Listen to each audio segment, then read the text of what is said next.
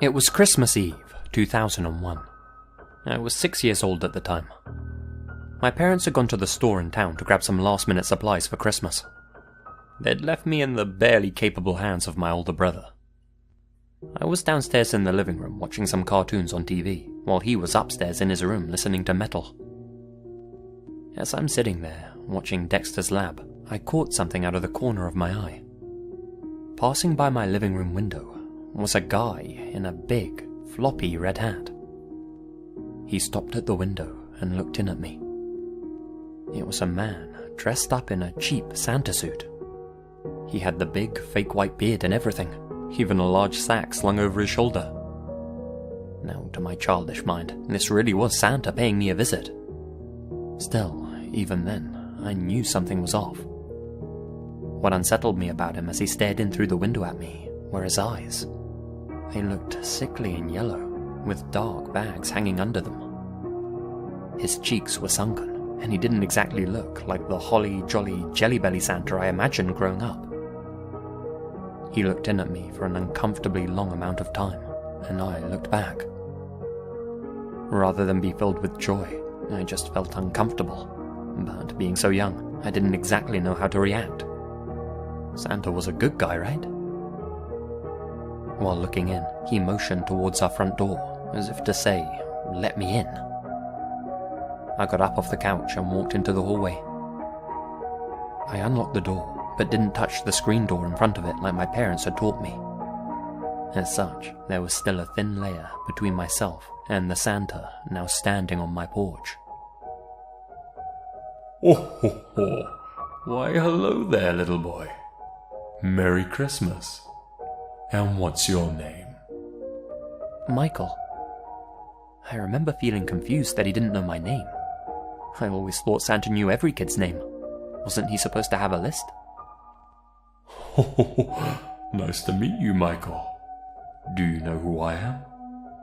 I nodded yes. Well, I've heard you've been a very good boy this year, so I brought you this. He dipped his hands into the sack and pulled out a wrapped present, held it out in front of him as if to say, "Come and get it." Being so young and naive, I was tempted to open the screen door and take the gift, but my parents had drilled stranger danger into me hard, to the point where I didn't even trust Santa Claus. All I could think to do was tell Santa that he had come too early and that he should come back at nighttime like he was supposed to. Put the present under our tree, you know? Come now, Michael. Open up and come and get your present. It's a doozy. The temptation was strong. I wanted the present, obviously. My imagination ran away with me, thinking about which new, cool toy it could be. But I needed permission. I shouted up to my brother, "Daniel, come down here real quick." I'll never forget how that Santa's eyes widened as I shouted that upstairs. Without hesitation, he turned and walked away. He hopped into a van outside our house that still had its engine running. All I could think was, where are the reindeer? Within moments of getting in, he drove off down the road, never to be seen again. Not by me, at least. My brother hadn't even heard me shouting because of the metal he was blasting. When my parents came back, I told them about the Santa that came to visit. They thought I was just pretending or playing a game. A couple of days after Christmas, the news broke out. An 8-year-old boy in our town had disappeared from his house after his parents ran to the stores. They had only left him alone for 10 minutes. They never found him. My folks believed my story after that, and never left me alone with my brother again. I thank my lucky stars we had that screen door rule in my home.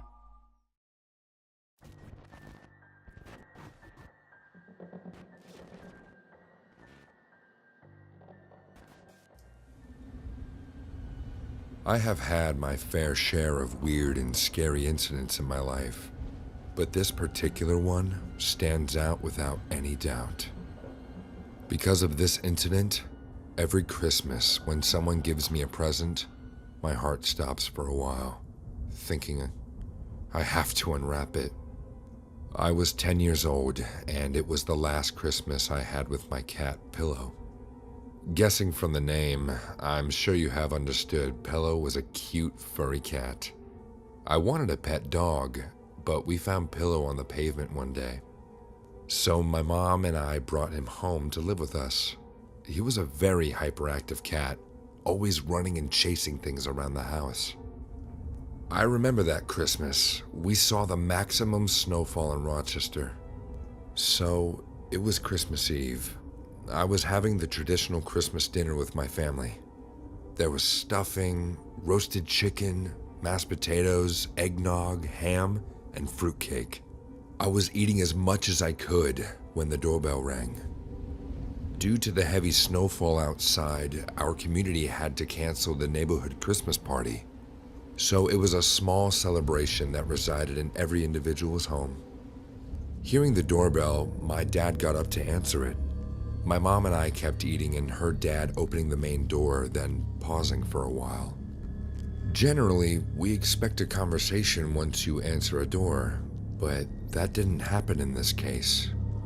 My dad didn't say a single thing for at least a minute or two, and then he closed the door abruptly. With this awkward silence, only Pillow growled, staring at the corridor. As my dad entered the living room, I noticed he had a present in his hands, a cardboard box wrapped with a shiny red gift wrapper and a green bow tied on top. The gift looked too Christmassy to me, if you get my meaning. My dad placed the box right in front of my plate and said, "Someone left you a Christmas gift, Peter. It seems like you have a secret friend." I was surprised because I had already exchanged presents with my friends a day ago, and there was no one else left to send me gifts amidst the snowstorm. There was a name card attached to the ribbon. It read, "Merry Christmas, Peter." "Well, open and take a look," my mom said with a smile. After opening it, I found a giant cookie jar looking like the head of a Grinch, filled with dark chocolate chip cookies. Like most of the kids, I never liked the Grinch. The weird-looking creature with his scary-ass smile always felt intimidating. The Grinch on the cookie jar had an even more disturbing smile than the movies, and its eyes were yellow with a black dot in them. The gaze was so off-putting that even my mom said, "This is an unusual gift. It looks so creepy. Who could have left it on our doorstep?" My dad replied, "I don't know. There was no one as far as I could see." She shrugged her shoulders and kept the cookie jar in the middle of the table. Even though I wouldn't say I liked it, I couldn't control myself from having a chocolate cookie. After finishing my dinner, I took a giant-sized cookie and went to bed, kissing my parents goodnight. I ate it while staring at the snowfall outside my window. I was shocked at how delicious this cookie was. The chocolate chips almost melted inside my mouth. Being happy and thankful for all the gifts, I got under my warm blanket for a night of deep sleep. I woke up feeling thirsty. Finding the jug empty, I got up to go to the kitchen. I was still in a state of drowsiness as I woke up abruptly. I was about to take the first step down the stairs when I saw a human figure sitting at the bottom of the stairs in a frog-like position and staring at me. I don't think I will ever forget the eyes. It was a pair of glowing yellow eyes on a filthy green face. It was the Grinch gazing at me. I almost shit my pants. Realizing this and what happened next happened so quickly, I still fail to explain it adequately.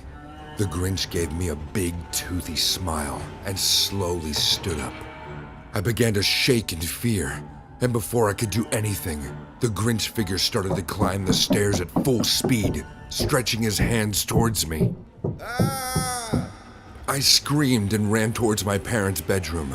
I could hear heavy footsteps rushing at me. As I bumped into their room, my parents woke up hearing the chaos. "What's going on?" "What happened, Peter?" He was behind me. He was real." I told my parents everything I experienced a few moments back and hugged my mom, sobbing aloud. My mom patted my back, and my dad searched the entire house to assure me it was all a bad dream, a mere hallucination that tricked my mind. No one believed me as usual, and the matter escalated further. From that night, I started to avoid the Grinch head. I didn't eat one more cookie from that jar, so my mom gave it to the neighbor kids whenever they came over to play with me. A week went by, and the cookies were gone, leaving that empty jar resting on our table. I asked my mom if we could get rid of it, as it has no use now. She realized I was still scared. Okay, take this and put it in the garage. I grabbed it immediately and ran to keep it in the garage, shoving it into a rusty shelf in the corner. I was coming back when I noticed a big cut on the palm of my right hand. Something sharp cut me deep, and I was bleeding, but I didn't even realize. Drops of blood got smeared on the Grinch face, making it look even scarier than before. I didn't say anything to anyone and ignored it. I was relieved that now I wouldn't have to see that ugly thing walking around the house. Nothing happened that night. The following day, I was helping my dad set up the fireplace when my eyes went to the table accidentally, and it was back where it was. The Grinch cookie jar was sitting in the middle of the table and staring at me as it did. "Who put it here? Mom! Mom!" "Why are you shouting, Peter? What's the matter?" I pointed at the jar and she stood there, completely clueless. "I didn't keep it there." "David, is it you? You know your son has a bad dream." Saying this, my mom picked it up and threw it in the trash. My dad said that he had nothing to do with this sudden incident. I believed him. Slowly but gradually, I started to understand this cookie jar was cursed. I watched my dad empty our trash in the bin outside that night.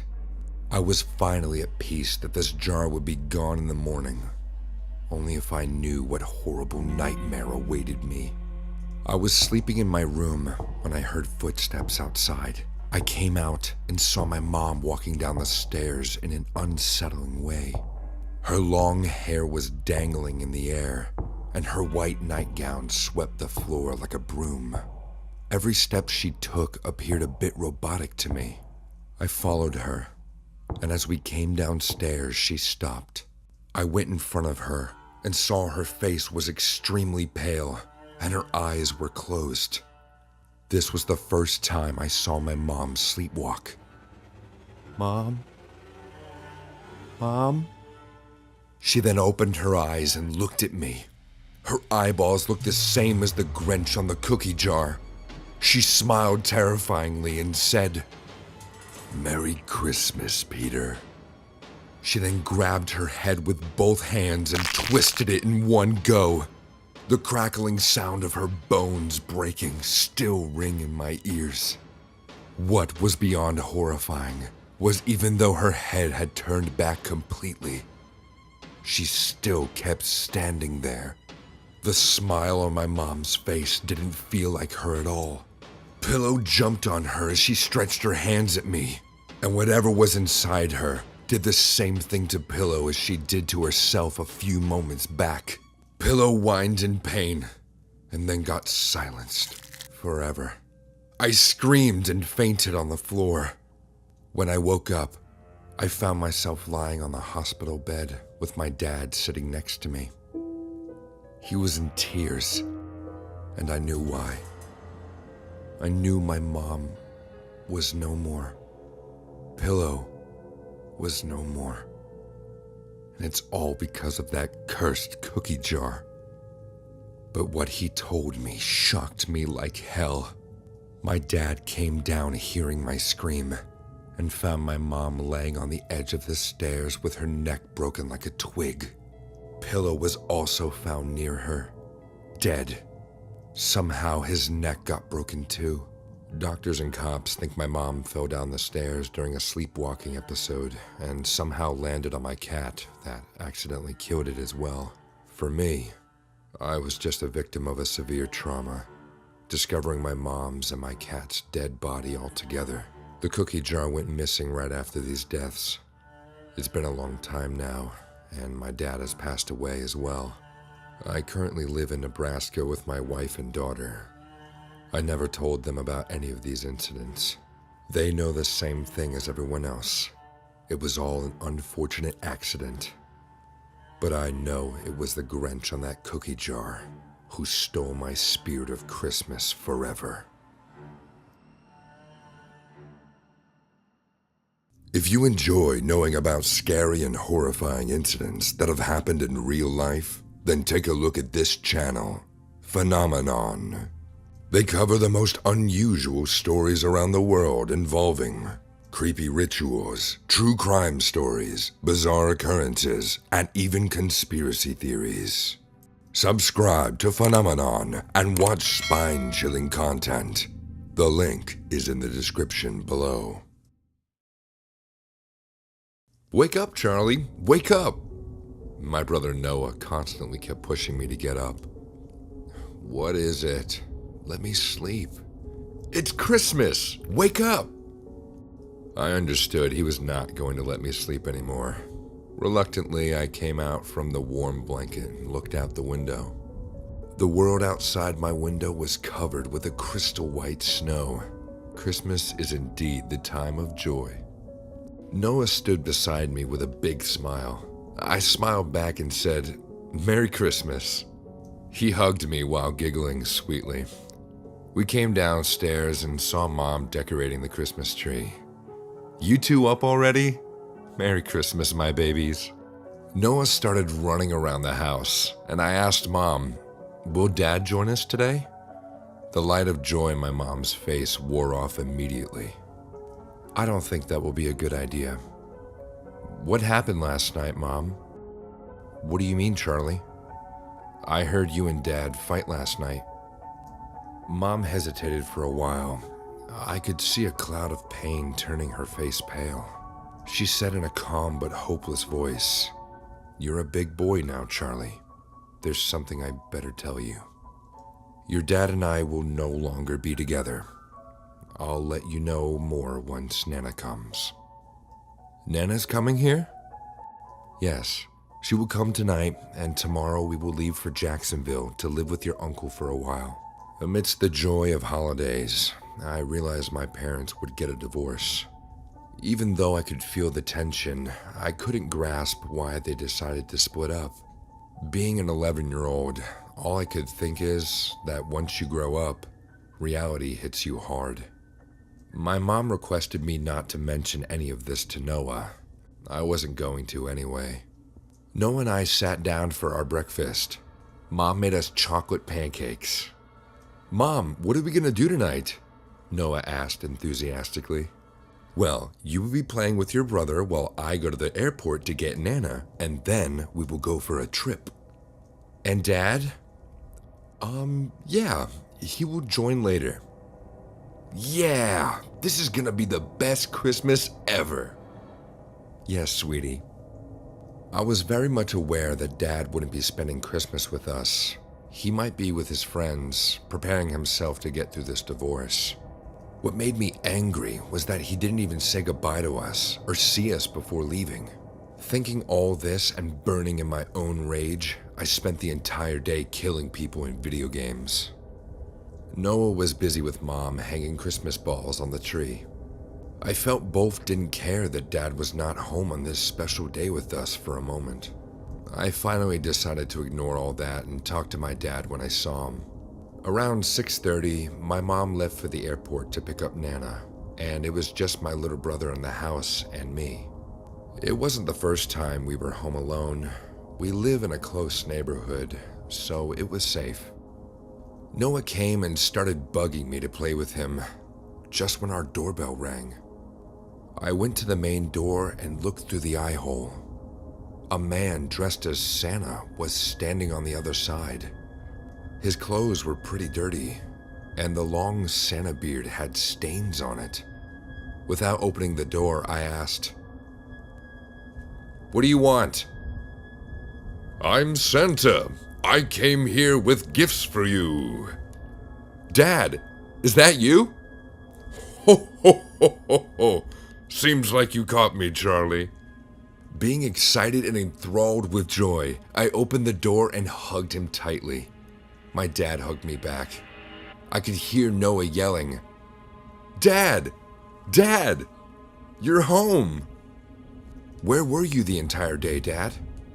"I went to get some gifts for you guys." "What did you bring for me?" "It's a big surprise." My dad stepped in and took off his Santa hat. His hair was all messed up, and I could see a weird look in his eyes.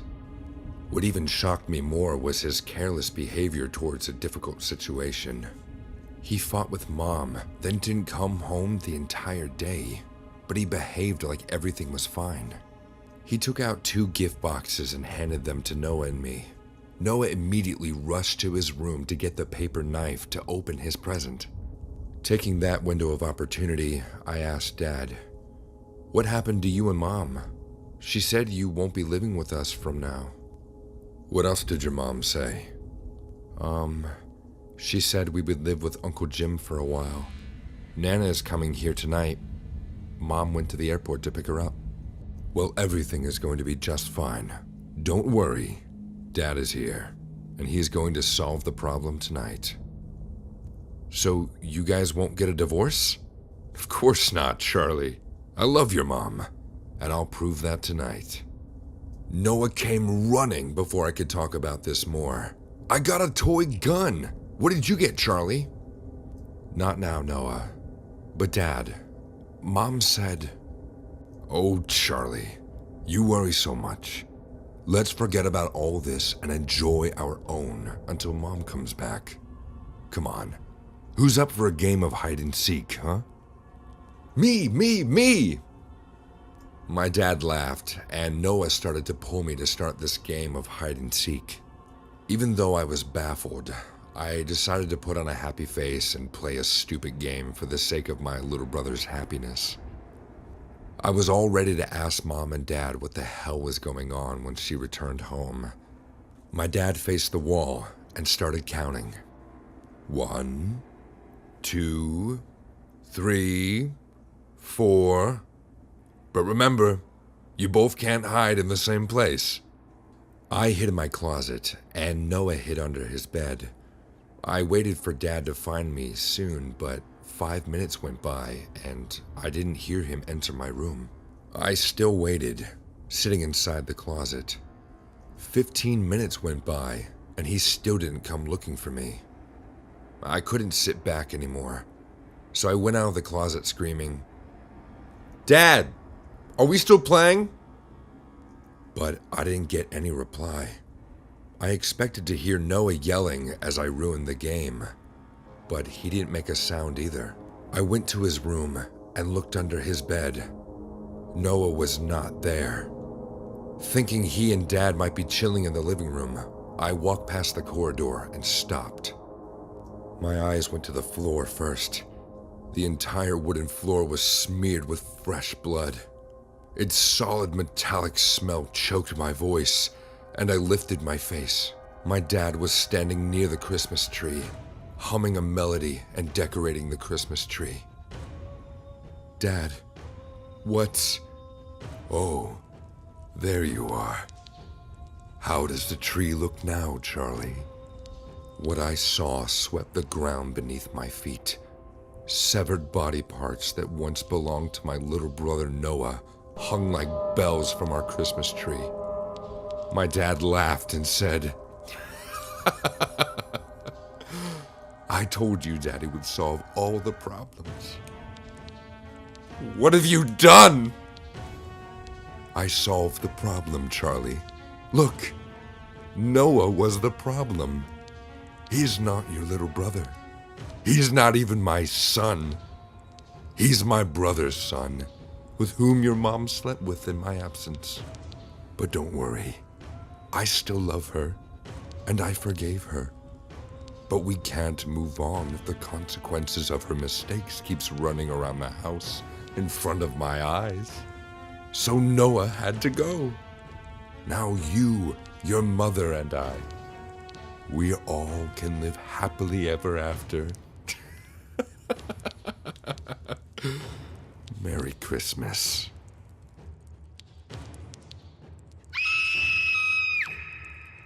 Have a holly jolly Christmas.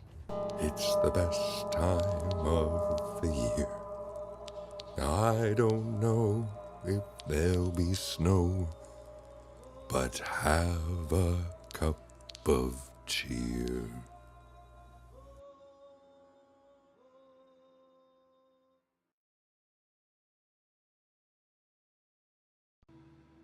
On Christmas Eve in 1989, I was traveling through Mexico City in my boyfriend's car. He was driving and I was navigating. There were Christmas decorations up along the streets and most of the traffic was moving at a snail's pace, taking care not to hit the dense pockets of people walking up and down the street. We were in a hurry though, so my boyfriend turned off one of the main roads and we cut down a side street to avoid the congestion. We made a few more turns and suddenly stopped when we realized we didn't have a clue where we were. I opened the map while my boyfriend put the car in park and lit up a cigarette. I was tracing our route on the map to backtrack us when something struck our car hard on the front side right next to me. I caught a glimpse of a figure slam into our windshield and bounce forward off the car. I cried out in shock while my boyfriend stuffed his cigarette in the ashtray and stepped out of the car. This is where the experience became strange. I've never shared this before with anyone other than my closest friends and family who I trust. While my boyfriend was climbing out of the car, I saw the figure who struck us stand up awkwardly, holding his head and limp across the street. My boyfriend completely ignored him and bent down to look at the front of the car. I rolled down my window and called out, "Hey!" to the man as he limped away. My boyfriend, thinking I was yelling at him, called back to me, "Don't get out." I called back, "What? Why?" And my boyfriend stood back up and I noticed blood on his pants from where he had knelt down. "He's dead," my boyfriend said and he rubbed his face. "What? No, he's not, I turned and started to point in the direction the man had limped away in, but he was gone. I got out of the car and stood up. I saw enough to understand what my boyfriend meant. The man we had struck had flipped off the windshield and caught his head in a storm drain. His neck was very clearly broken and he was bleeding heavily from 2 different compound fractures in his legs where he had struck our car with his bike. The bike itself was lying on its side by my feet, the front wheel bent sideways and the back wheel still spinning. I was in shock and kept jerking my head back and forth down the street the man had limped down on and the figure at my feet. It didn't make sense. They were wearing the exact same clothes. "How many people did we hit?" I asked my boyfriend. He looked at me like I had hit my head. "Only one," he replied. Then he started waving his arms to flag down a police car. I sat down on the sidewalk and stared at the ground, feeling like I was going to be sick. I wasn't crazy. I hadn't seen a ghost because I had seen the shadow of the man cast on the stone wall behind him as he stood up and limped away. But there he was. The exact same man who had stood up right there on the ground in front of our car. The police blocked off the area, examined the bike and our cracked windshield and determined the guy had been speeding down the hill on his bike and struck us without applying the brakes. They asked me what I saw and the best that I could do was stammer that it happened so fast. I thought we had hit 2 people. We got a ride from a family member to my boyfriend's house, but I was still in such a state of shock that I couldn't even touch the dinner that had been prepared for us. People have since asked if the man who stood up was bloody or if I could see the whites of his eyes. Honestly, I don't recall seeing either. All I could say with certainty is that he stood up, held his right hand to his head and limped away. He didn't react to my boyfriend stepping out of the car. I don't know if I believe in ghosts or life after death. But if that's the case, this man was physically reacting to the impact that had killed him, seeming not to have noticed that he was dead. Occasionally I dream about that night and that impact, but in the dream I never see the man stand back up. I see a bright flash of light and then nothing. No details of the man himself after the hit. I never even found out the man's name. It was the worst Christmas of my life. The best story my grandfather ever told me happened back when he was 18 years old on Christmas Eve in 1959. He was lying on his couch with a broken leg, which was perched on the arm of the couch all wrapped up in a cast.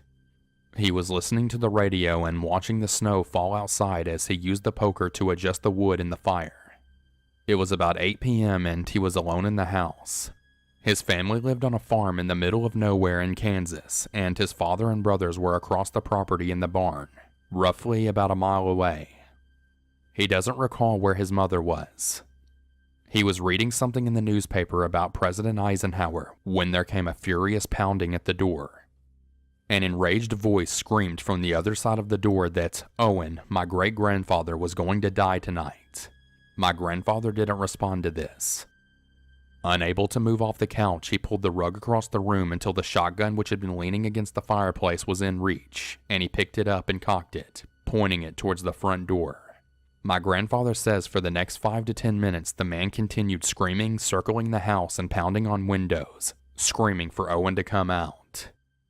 He was clearly drunk and out of his mind and wasn't leaving the house until someone opened up. My grandfather winced as the man banged on the window right above the couch, but he still didn't move or acknowledge him. Finally, the man returned to the front door and pounded on it until he kicked it in.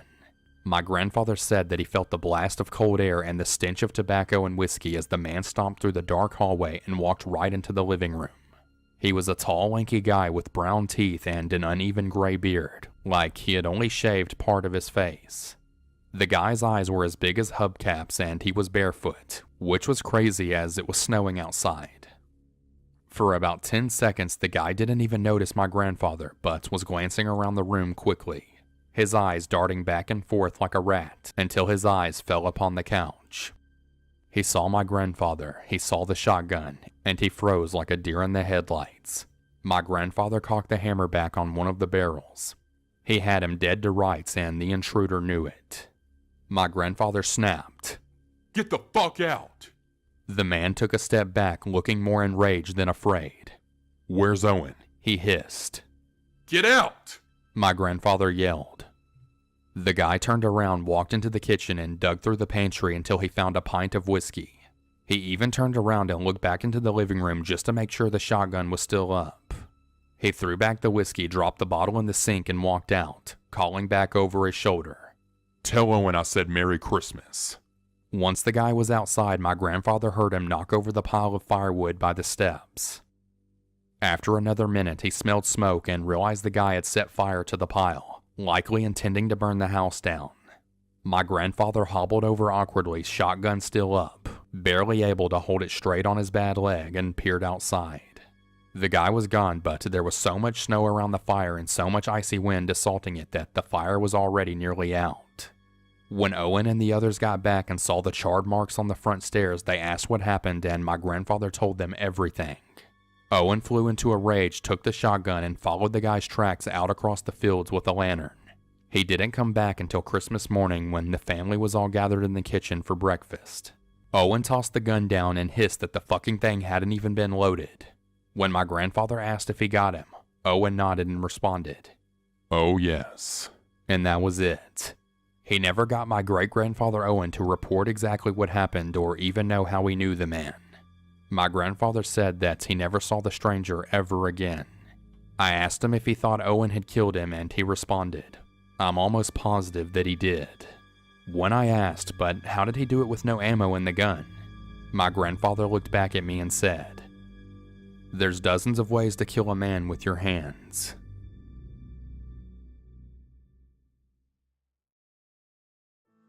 I live in the middle of butt-fuck nowhere.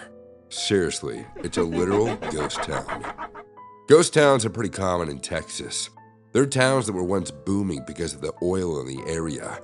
But once that oil dries up, people have no reason to stay, so they move out. The buildings are left to rot. That's what my town is like, empty and rotting. There's only a handful of families left, including mine. My dad owns a roadside bar and grill. The customers are mostly truckers passing through, looking for a place to shower, eat, and take a nap before continuing on their way. But once a month, my dad hosts a biker night. Growing up, it was my favorite night of the month. All these scary-looking dudes riding up on their Harleys. They couldn't have been nicer. I learned a lot about friendship and honor from these guys. In December 2003, my dad hosted the monthly biker night with the theme Santa's Ride. The bikers, dressed in their own interpretation of Santa Claus, rode in with motorcycles adorned with twinkling lights and jingling bells. I was 6 at the time and the little darling of the event. The bikers loved showering me with Christmas gifts. This one biker, who I called Uncle Teddy, the most massive Santa biker of them all, would present me with candy canes and Christmas-themed toys. To anyone else, he would have looked terrifying. He was easily 6'5", built like a house, and covered in tattoos. But I adored him. The biker Christmas party went on into the early hours of the morning, but only being 6 years old, I started to fall asleep around 9 p.m. As my eyes grew heavy and my dad set me up in a cozy corner of the restaurant with a big armchair and blankets, Uncle Teddy and my dad would take turns every 20 to 30 minutes or so to check on me. I was fast asleep, dreaming of Father Christmas and their reindeer, when I felt a hand on my shoulder. Slowly and sleepily, I woke up from my dream to see a man I'd never seen before. He wasn't dressed in biker gear, but he was wearing one of those bad Christmas sweaters, so I assumed he was one of the guests at the party. He smiled and told me his name was Sean. He explained that my dad had asked him to take me home. I was so tired I could barely stand, so Sean scooped me up in his arms. I remember telling him that I needed my presents, but he said that my dad would bring them home for me later. As we walked out of the back of the building, Sean told me stories of what I'd missed at the party. He knew my dad's name, Uncle Teddy, and the other people too. So I didn't think it was weird that I hadn't met him before. I just assumed he was a biker that I didn't meet. It wasn't until we got into his car that I started to feel weird. Why didn't Sean have a motorbike like everyone else? He opened the back door of the car and sat me down. You know how in senior citizen homes, they often have plastic-wrapped couches or chairs? That's what the backseat of his car was like, totally covered in plastic. When I think back now, I realize how easy it would be to clean a seat covered in plastic. No trace of anything left behind. Sean climbed into the front seat and turned on the radio. As he pulled out of the parking lot, I spotted Uncle Teddy and waved through the window. I'm thankful every day that he saw me. Just thinking of what could have happened to me had he not spotted me makes me sick to my stomach. Teddy wasted no time in taking action. Realizing that this strange guy was trying to kidnap me, Teddy ran towards his bike, calling other bikers to join in. Sean's car turned onto the road, and we drove off into the night. I don't think Sean realized that we were being followed. There was no way he would have driven so slowly had he known. There was no way he would have pulled off into a dark lay-by. There was no way he would have climbed into the back seat with me, but he did. In the dead of night, this creep who kidnapped me tried to, well, I don't need to spell it out for you. You can use your imagination. Sean's body was heavy against mine, and just as I thought all hope was lost, I heard the sound of motorcycle engines. The lay-by lit up with headlamps. The car door was thrown open, and a hand pulled Sean out of the back of the car. I didn't see what happened next, but the sounds of boots and cracking ribs will stay with me forever. I rode back to the bar on the back of Teddy's Harley. When we arrived, my dad was crying, a sight I never want to see again. He hugged me so tightly, I thought he would never let me go. The police arrived soon after I got back. Statements were taken, but there was no search party or big manhunt for Sean. The police found him in a broken heap by his car in the lay-by. I asked my dad recently how Teddy didn't go to prison for assaulting my kidnapper. Turns out the policeman falsified the statements to say that I was the one who kicked and fought my attacker off me. There's no way a 6-year-old could have fought that hard, but no one questioned it. No one was going to send Teddy to prison for saving a little kid from a pedophile.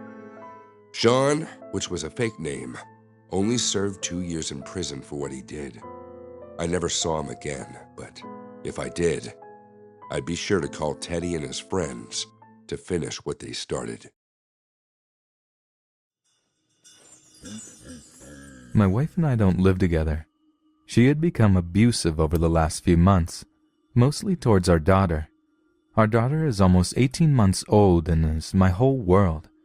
I am unemployed at the moment, but my mother had been helping me out a lot. Today at around 4 p.m. I took my daughter to the store. I usually do this around the time she wakes up from her nap. My daughter is a very active child and can't seem to sit still for more than 10 minutes without getting cranky. I usually let her walk with me, holding her hand and patiently walking at her pace. I usually get just a juice for her, but had to get some extra groceries that I was short on: flour, sugar, and some noodles. I also remembered we were low on milk and grabbed a gallon on our way back.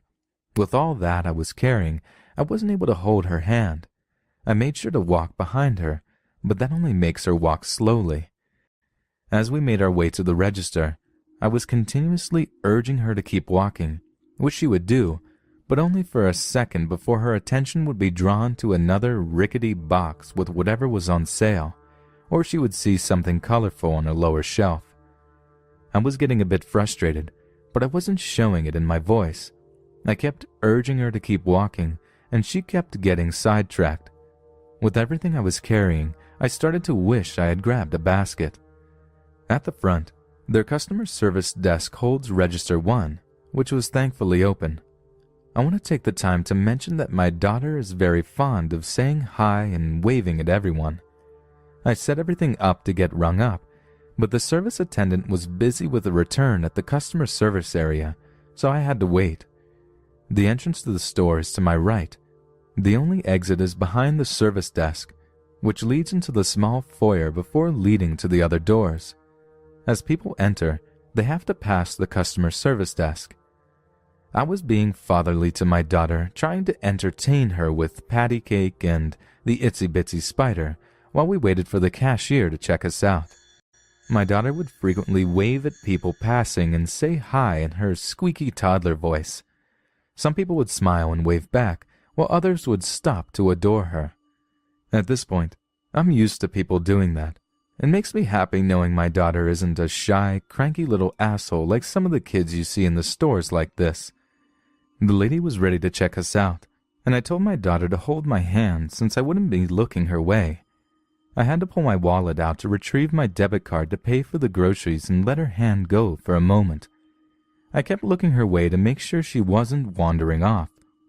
The lady went to hand me my receipt when all of a sudden she yelled at someone behind me. "What are you doing with his daughter?" She bellowed as I turned to look at a man who had picked her up and started running towards the entrance doors. I was shocked.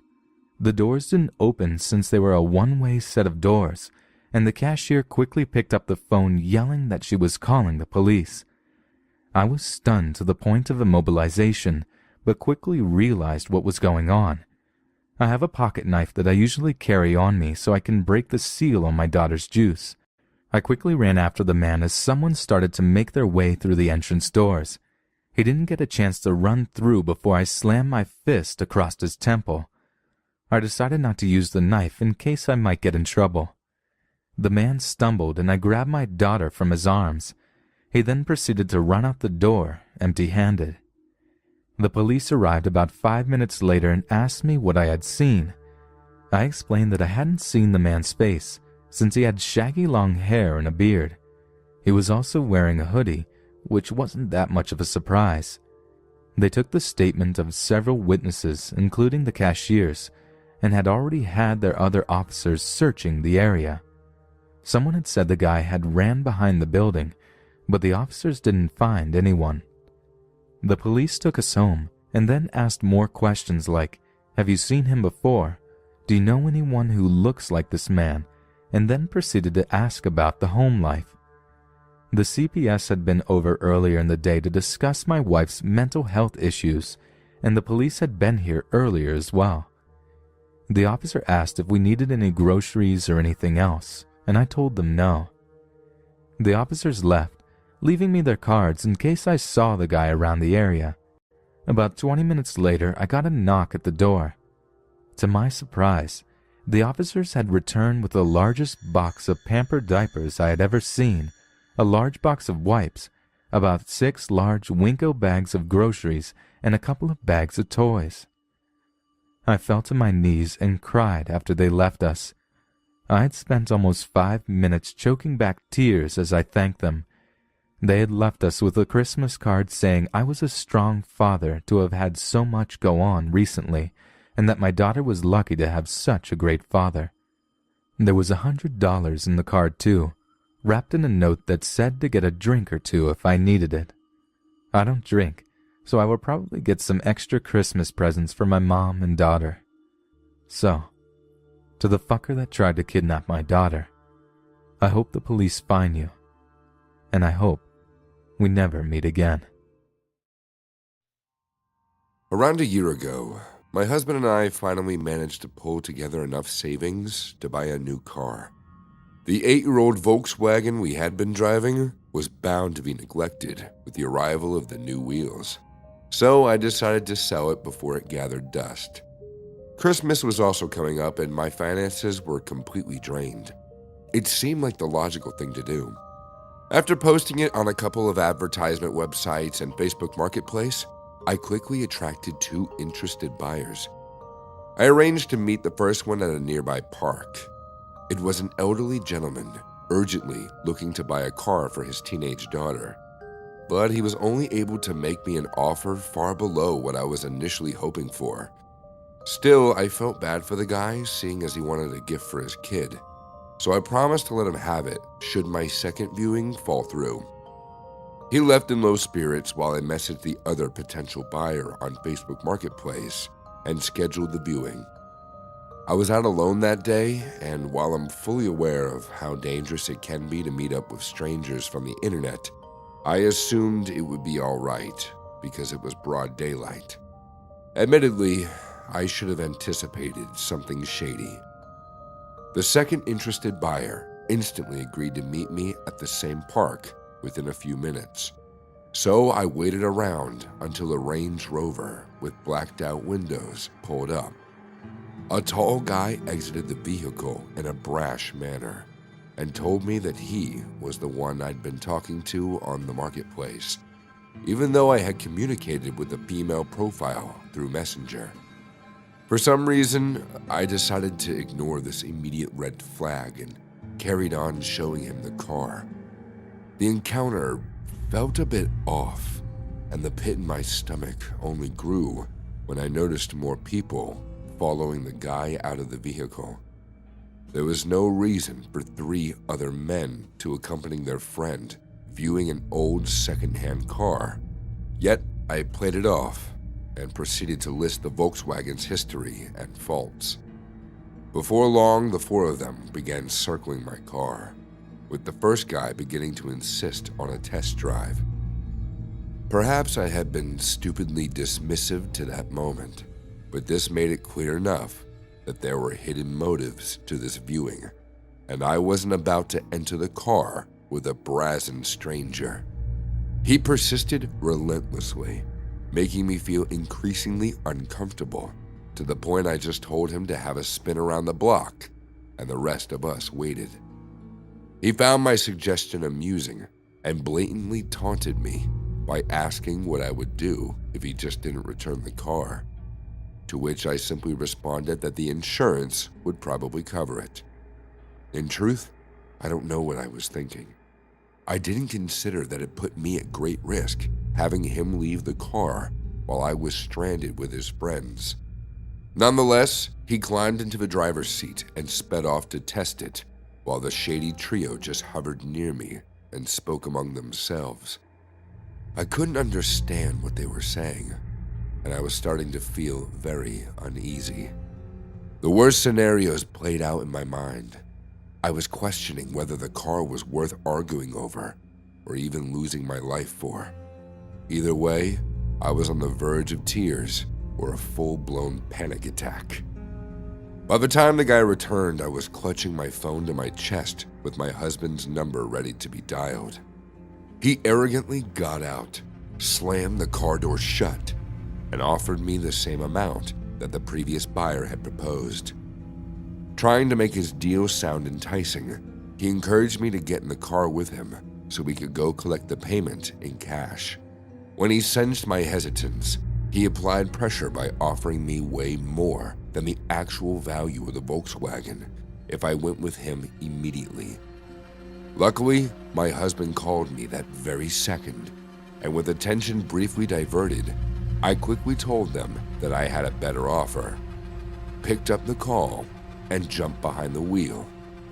I didn't delay in locking the doors and driving off, leaving them only with a quick wave.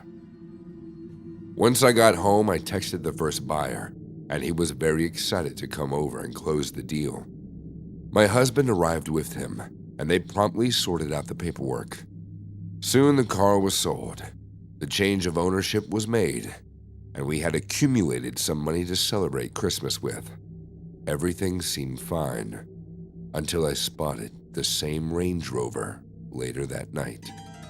The vehicle was parked right across the street from our house, and I instantly informed my husband about its unnerving appearance. We live at the end of a cul-de-sac, meaning there was a dead end and no explanation for that car to be there. As we peeked through the window, my phone began going off. The strange man was calling me and asking if I had reconsidered his offer, but I remained calm and politely told him that the car was already sold. He hung up with no protest, and 30 minutes later, the Range Rover drove off. A little paranoid, I considered calling the police, but my husband assured me that I was overreacting. Instead, I just kept an eye on the street for the rest of the night. The same car returned 3 times, coming to a standstill in front of our house before slowly driving off again. It was creepy as hell, yet it only happened that one night, and eventually all the plans we were busy with for the holidays distracted me from the matter. 4 days later, on a Friday night, I went out to get a few last-minute things for Christmas Eve from the convenience store.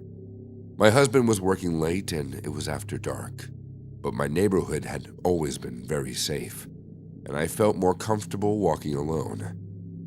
It was a peaceful stroll until I reached the end of the cul-de-sac, and I noticed the low groan of a car engine drawing near.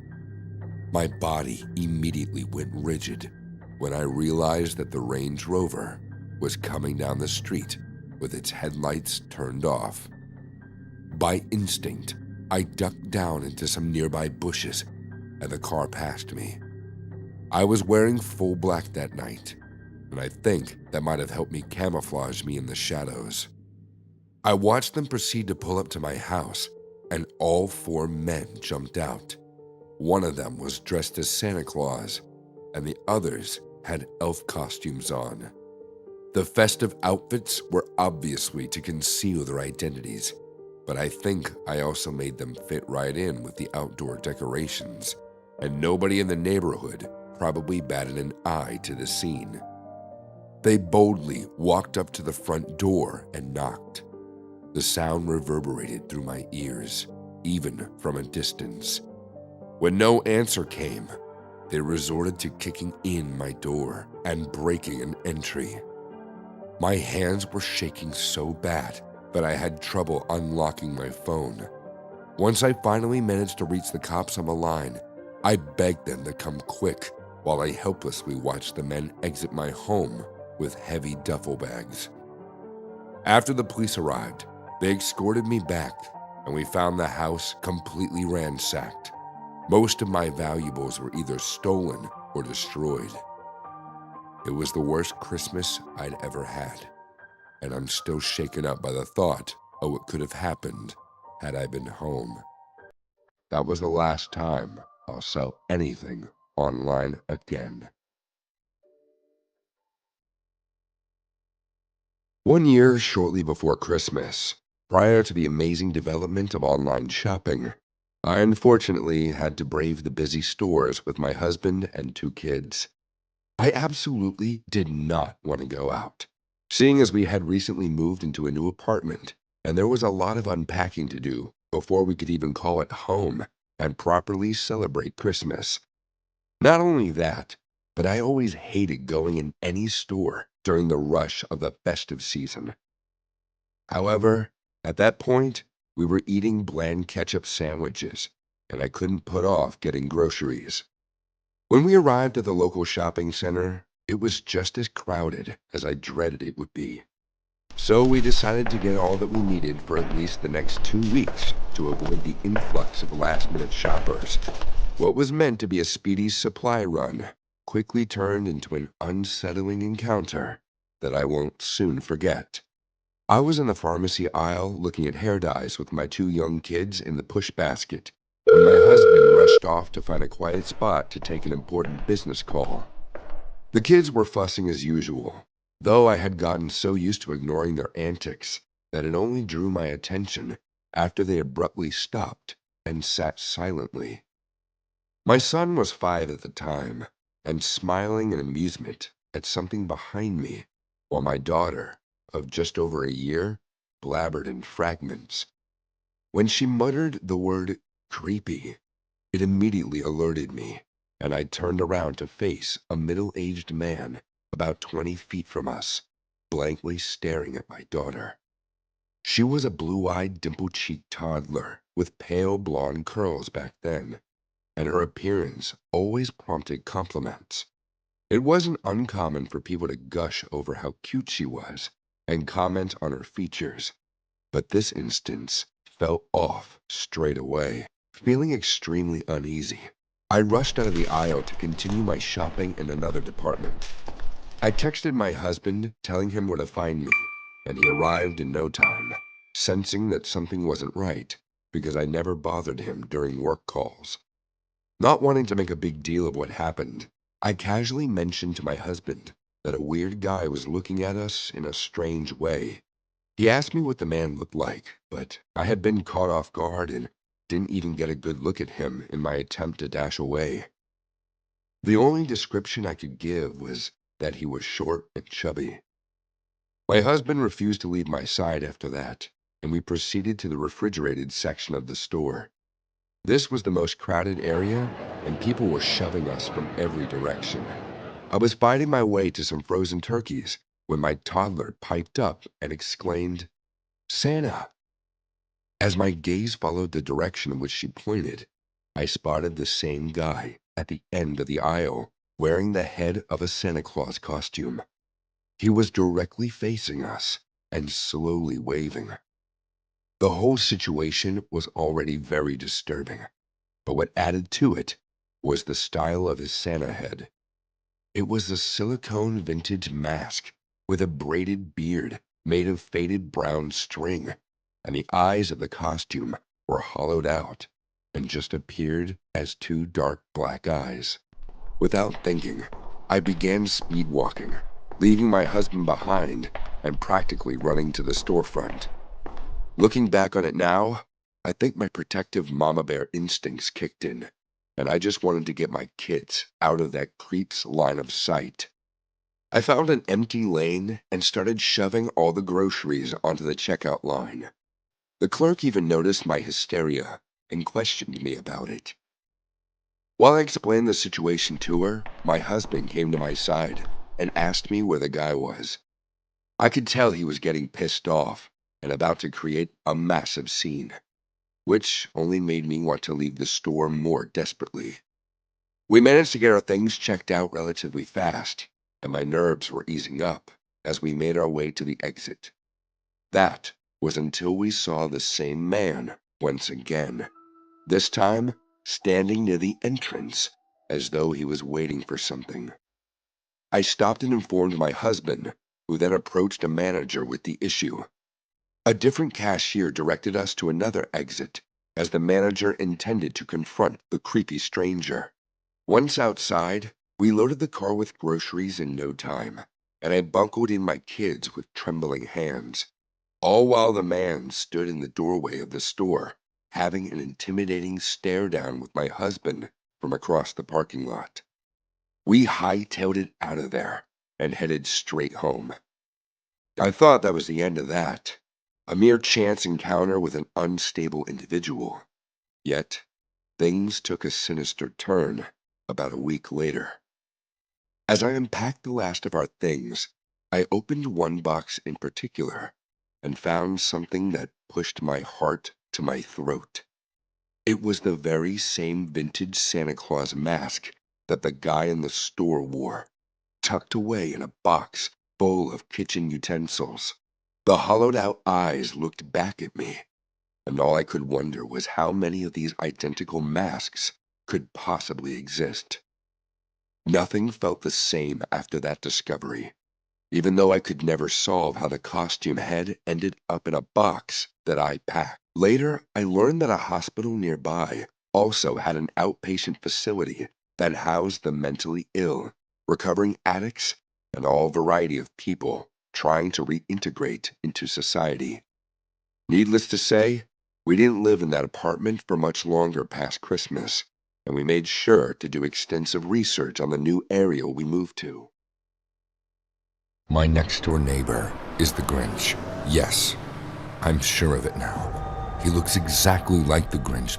The only difference is he wears human skin.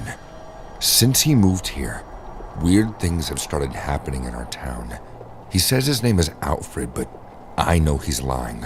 Alfred barely talks to anyone. He never comes out of the house. Everyone in town avoids him like he doesn't exist, but I know he's up to something these days. I tried telling my parents that he was the Grinch, but they said that it was my hyperactive imagination. Last night, I was sleeping in my room when I heard a stray cat meowing loudly. I looked out the window and saw Alfred sitting on his porch like a four-legged animal and hissing at the cat. I speak your language too. He then moved his long arms with sharp nails drastically in the air, and the cat ran away in fear. I was stunned to see this abnormal behavior. Alfred went inside his house and then came out with a garbage bag. I kept on watching him. A weird liquid was dripping from his bag. He went to the backyard of his house. I ran upstairs to the bathroom as the window had a perfect view of Alfred's backyard. I wanted to find out what he was up to. As I peeked from the bathroom window, I saw him again. There was a big hole already dug in his backyard. He suspiciously looked around and then buried the garbage bag in it. I was watching him silently, and he was inches away from covering the hole when suddenly a hand popped out of the garbage bag. My heart stopped. I couldn't believe my eyes. Alfred was burying a dead body in his backyard. Suddenly, he looked around and sniffed the air like a hungry tiger and looked directly at the bathroom window. I quickly crouched down. Drops of sweat appeared on my forehead. Did he see me? What if he realized I was watching him get rid of his victim? I went back to my room and stayed wide awake for almost the entire night. When I woke up, I decided to head downstairs to tell my parents what I saw last night. On my way, I overheard them talking to someone. Yes, the cops are looking for him. He went to the pub last night, but no one saw him after that. What about his daughter? Her grandmother took over. Poor kid lost her mom, and now her dad went missing? Mom, what's going on? Oh, honey, it's Patricia. Her dad went missing last night. What? I've seen Patricia's dad. A flashback came back to my mind. The disappearance of Patricia's dad triggered my mind. So maybe the body Alfred buried. Kevin? Yeah, Mom? Aunt Sally made cookies for you. Take some for Patricia. Poor girl must be heartbroken before Christmas. Yeah, Mom. My mom packed a box of cookies, and I got on my bike to drop it off at Patricia's. Just when I set out on the sidewalk, Alfred blocked my way. He had bloodshot eyes and a scary grin on his face. My, look who's finally out of the house. I thought it would be best not to reply and just ignore him. So I moved my bike to drive past him, and he blocked my way again. Come on, we are neighbors. Don't you think it's a little rude not to talk to your neighbor? I only talk to humans. Move out of my way. What makes you think I'm not human? You could fool everyone, Alfred, but not me. Alfred suddenly snatched my hand, grasping it real tight, and spoke in a groggy, spine-chilling voice. Listen, kiddo, you think you know it all, but you don't. He then pushed my bike, which made me tumble, but I managed not to fall. I saw him walk away in the opposite direction. I could feel my heart racing. I'm certain now that the body Alfred buried in his backyard was Patricia's dad. I rode my bike to my destination. Patricia's house was decorated with Christmas lights and colorful chains. Her grandmother took me to the living room. She went to call Patricia as I eagerly watched the Christmas tree. It was decorated with so many things, and on top of that, the Christmas tree hung a Grinch face. Do you like my tree? I looked behind to see Patricia standing with a mysterious smile. She wore a beautiful red dress. There was no sadness or worry on her face. I felt a little weird seeing her so calm like that. Yeah, it's beautiful. My mom sent these cookies for you. Oh, thank you. I love cookies. Any news about your dad? Don't know. I don't even care if he ever comes back. You don't care? Patricia, I think Alfred did something to your dad. I swear I saw him last night. You should go home. It'll start snowing soon. Merry Christmas, Kevin. After saying that, she walked upstairs, and I stood there in shock. I never expected Patricia to react that way. My God, what if Alfred hypnotized her? Doesn't the Grinch possess superpowers, or I don't know, but someone needs to stop that evil man. On my way home, I couldn't help but think about the entire situation. Should I call the cops? Should I tell my dad about the dead body? They might not believe me. What if I made a secret call and informed the police? Yes, I could do that. They'll put the Grinch behind bars. On my way home, I used my phone to make an anonymous 911 call to inform them to check Alfred's backyard. I told them that there was a human body there. I went home and waited for the cops to arrive. My dad was decorating the Christmas tree, and my mom was making a special dinner when the loud cop sirens resonated around the neighborhood. They rushed to the door, opened it to see what was happening outside. I came out with a smile on my face. I was so happy to know that the Grinch would finally be taken away. He'll get the appropriate punishment for ruining Patricia's Christmas. Open the door and step out of the house, Alfred. The cops knocked on his door. Everyone in the neighborhood watched them in a tense silence. After a few seconds, the door creaked open, and Alfred came out. I couldn't believe my eyes at the way he was dressed. He was wearing a Santa Claus jacket and hat set, green nylon leggings, and a pair of red elf shoes. He was the Grinch. The outfit made it look so natural. Sir, we had a call and we need to search your backyard immediately. Alfred quickly shifted his creepy gaze at me. His eyes were glowing. He licked his lips and smiled ear to ear. Sure, go ahead. I'm all toasty inside. Within the next few minutes, the cops found Patricia's father, Ralph Simon's dismembered dead body, buried inside Alfred's backyard. More cops were called, and handcuffs were put on Alfred's creepy hands. Everyone stared in shock. People couldn't believe that he managed to kill that man and bring his body to his house without being seen by anyone. My chest doubled in pride. I helped catch a killer. I set the town Grinch free on Christmas. There might have been no family Christmas dinner where the central topic wasn't about the shocking turn of events. I slept peacefully that night, but my peace didn't last long. The next morning I woke up. I heard my mom calling my name. Kevin? Kevin? Patricia's here to see you. I got up and ran downstairs, thinking that she came to thank me. I thought she guessed I was the anonymous caller. Patricia, I know Alfred put you under his spell. That day, I was trying to tell you everything, but you... Shut up, Kevin. You should be ashamed of yourself. What? What are you saying? I helped the cops catch your father's killer. You know nothing, Kevin. He was never the monster. It was my father who was the real monster. He came home drunk every night and beat me. I was crying on the porch that night before Christmas when Alfred saw me. He asked me what I wanted for Christmas, and I said I wanted freedom. He saved me from my abusive dad. He gave that man exactly what he deserved, and you sent him to jail. I hate you, Kevin. You should have known better. Enjoy your Christmas. Patricia slammed the door and left.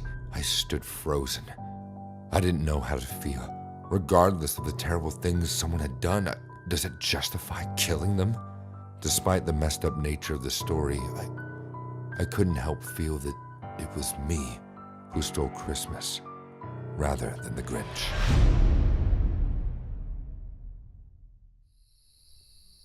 I was sleeping in my room, dreaming of Santa Claus. He was riding a sleigh pulled by reindeer, hovering amidst the clouds and then over the moon. The sky was filled with stars, and the night of Christmas was all set to shower joy over the children. It was one of the most beautiful dreams I ever had.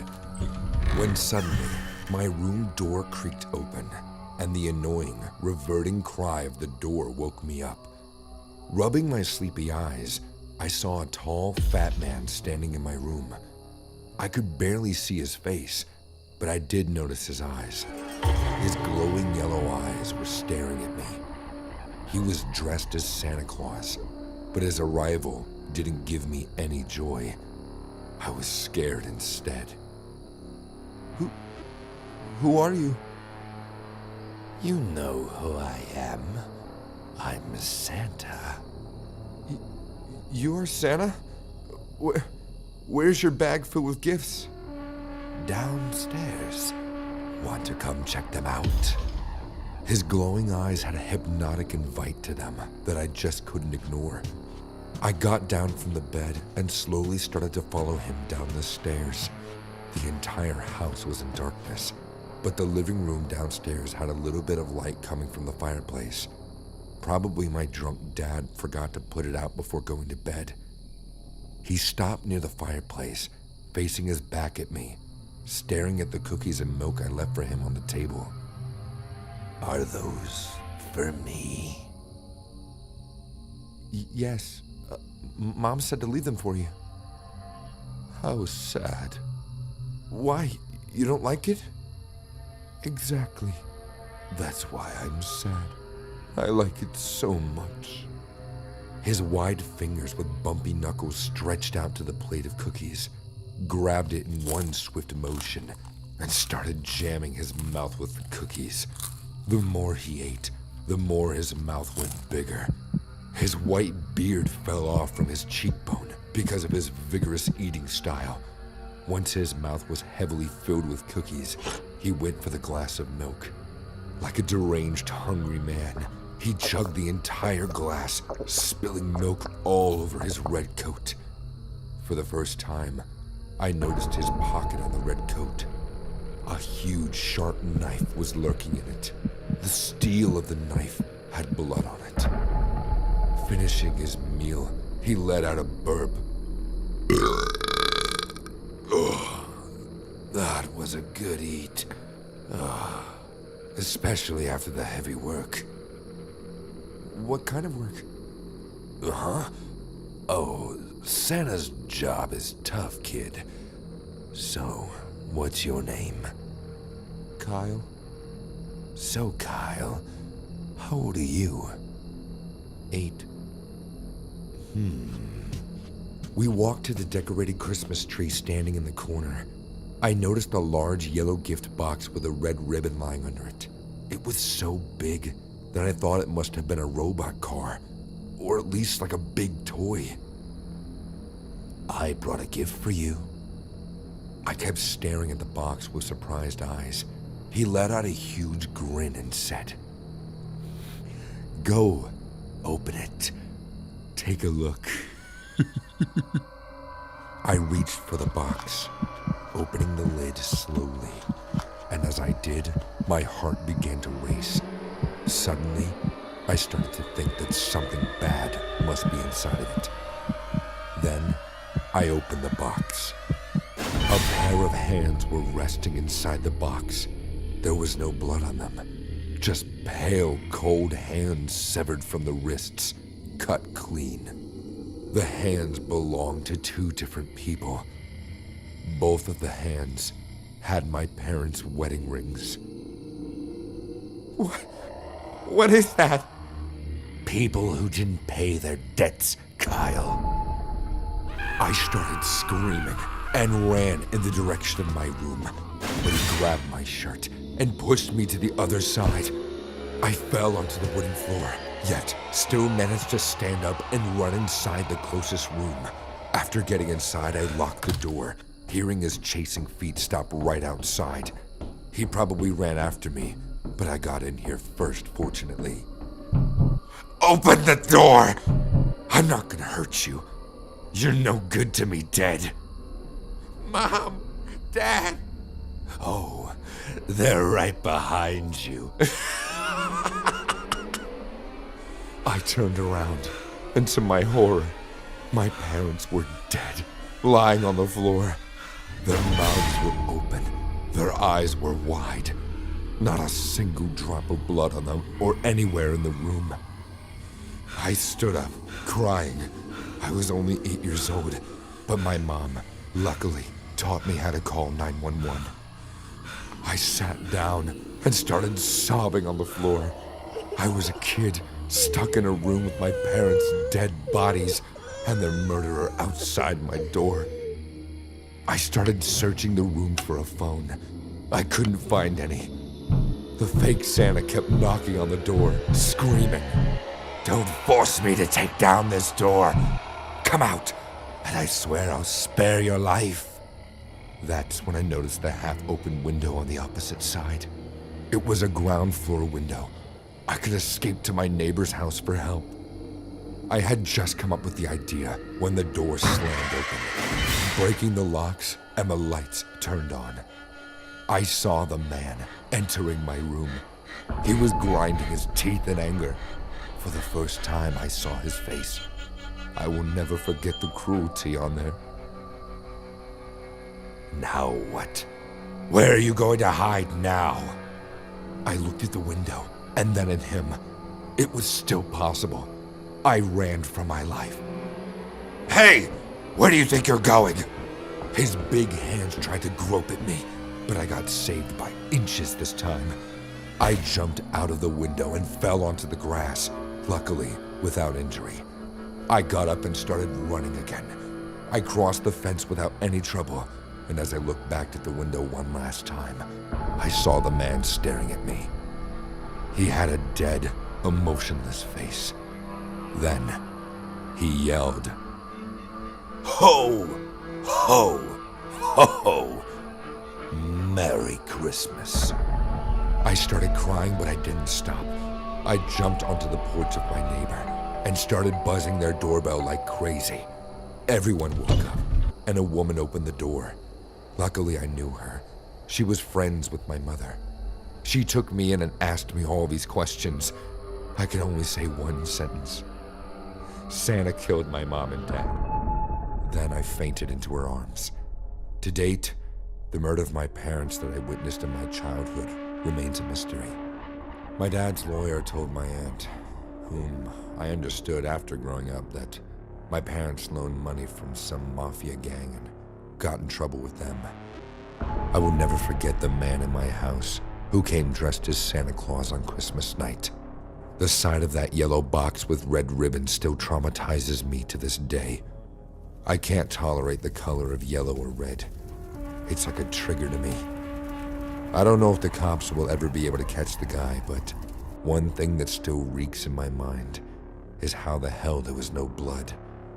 as if my parents' veins were sucked dry by some creature. I have so many questions and zero answers.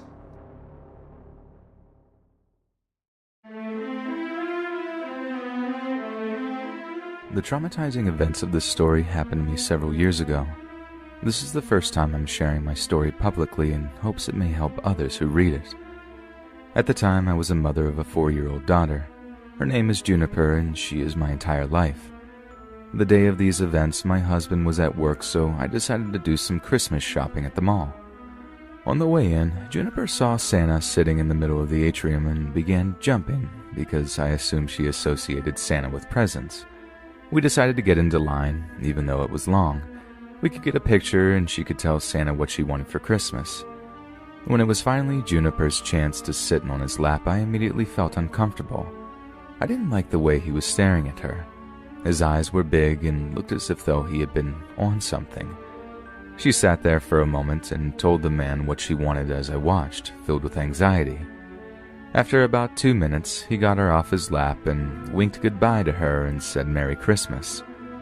Happy this ordeal was over, we did the little bit of shopping we had to do and pressed on through the day. While I was browsing around one of the clothing stores, I looked up and thought I noticed the mall Santa sitting outside of the store we were in. Not taking any chances, I grabbed Juniper and walked out of the other entrance of the store. After a little while longer of shopping, we decided to get some lunch in the food court of the mall. I kept my eyes peeled because I just had mother's intuition that something wasn't right. We were finishing our food and literally as we were about to get up, the mall Santa came over to our table. He walked right up to Juniper and said in a jolly Santa-like voice, "Hey there, Juniper. Remember to be good so Santa can come and bring you lots of presents." She was so excited, and so were all the people around me. It's easy to say what you would do in that situation, but I just stood still. I thought freaking out my daughter and rushing her away from Santa would be a traumatizing event, so I grabbed her hand and told her it was time to go. She said goodbye to Santa and we left. That night at home, I told my husband about the entire story. He was angry, but agreed with my course of action. The next day, I woke up at about 8 a.m. My husband was already gone for work for the day. I happened to look outside and saw a strange blue car that I had never noticed parked outside my house. This didn't really bother me considering it could have been anyone, but it was just peculiar. At about 11 a.m., I looked out the window again and noticed the car was still in the exact same spot. I made the choice to go out to my mailbox in the front of my home and investigate the car. The car was empty, except for the passenger seat. There was a Santa hat on the seat. I tried not to jump to any conclusions, but it was just starting to make too much sense in my head. I ran inside and called my husband. He said I was grasping at straws, but decided to come home anyway to make sure I was okay. A couple of minutes later, my worst fear was realized. I looked out the window and saw the man in his car. It was the mall Santa, and he was taking a picture of my house with his cell phone. Once he saw me, he drove away, and he drove away so fast I couldn't get the license plate number. Minutes later, my husband came home and I explained what I saw. We called the authorities, but there really wasn't anything that could be done. I felt angry with myself that I looked at the car all morning and couldn't get a license plate number. My husband stayed home from work the next day just in case. At about noon, we walked around the house and noticed footprints outside of Juniper's window. Footprints in the snow that neither of us left. That night, I couldn't sleep. I felt like I was just waiting for something horrible to happen. My husband, Juniper, and I all decided to have a camp out in the living room so she could be with us all night. Shortly after midnight, my husband and I were alerted to the sound of a car pulling up. It was the mall Santa car from the day before, and he was approaching the house with a giant bag in his hand. I called the police, as my husband stalked him through the windows. The lights were off, so the mall Santa couldn't see us through the windows. He made his way all the way to Juniper's window. He started to tap on the windows, almost as if though he was trying to wake her up. My husband stood on the other side of the window, trying not to scare him away until the cops came. That's when we heard it. "Hey, Juniper, it's Santa. "Come take a ride in my sleigh and I'll show you the reindeer." Praying that the cops would show up any minute, I sat in the fetal position, not knowing if this lunatic had a gun or any other weapon.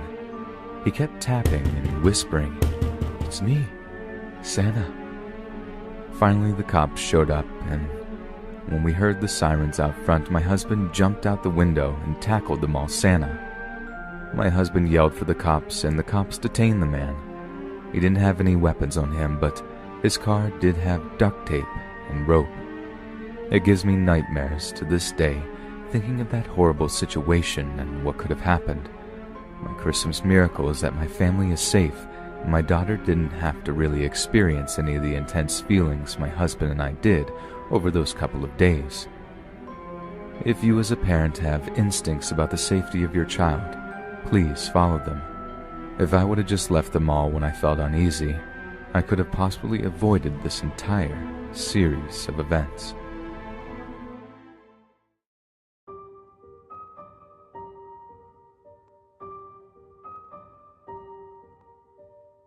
On Christmas Day 2018, my girlfriend and I took a trip to her parents' house. This was my first time meeting her family, and I was excited to meet them. Christmas is by far my favorite holiday, and I love the Christmas spirit. After spending 3 or 4 hours there, though, I was definitely getting anxious to leave. My social battery had been about completely drained. Sometimes it takes a lot out of me being around new people, especially if it's for a long period of time. I don't know why I'm like that, but I've been this way ever since I was just a small child.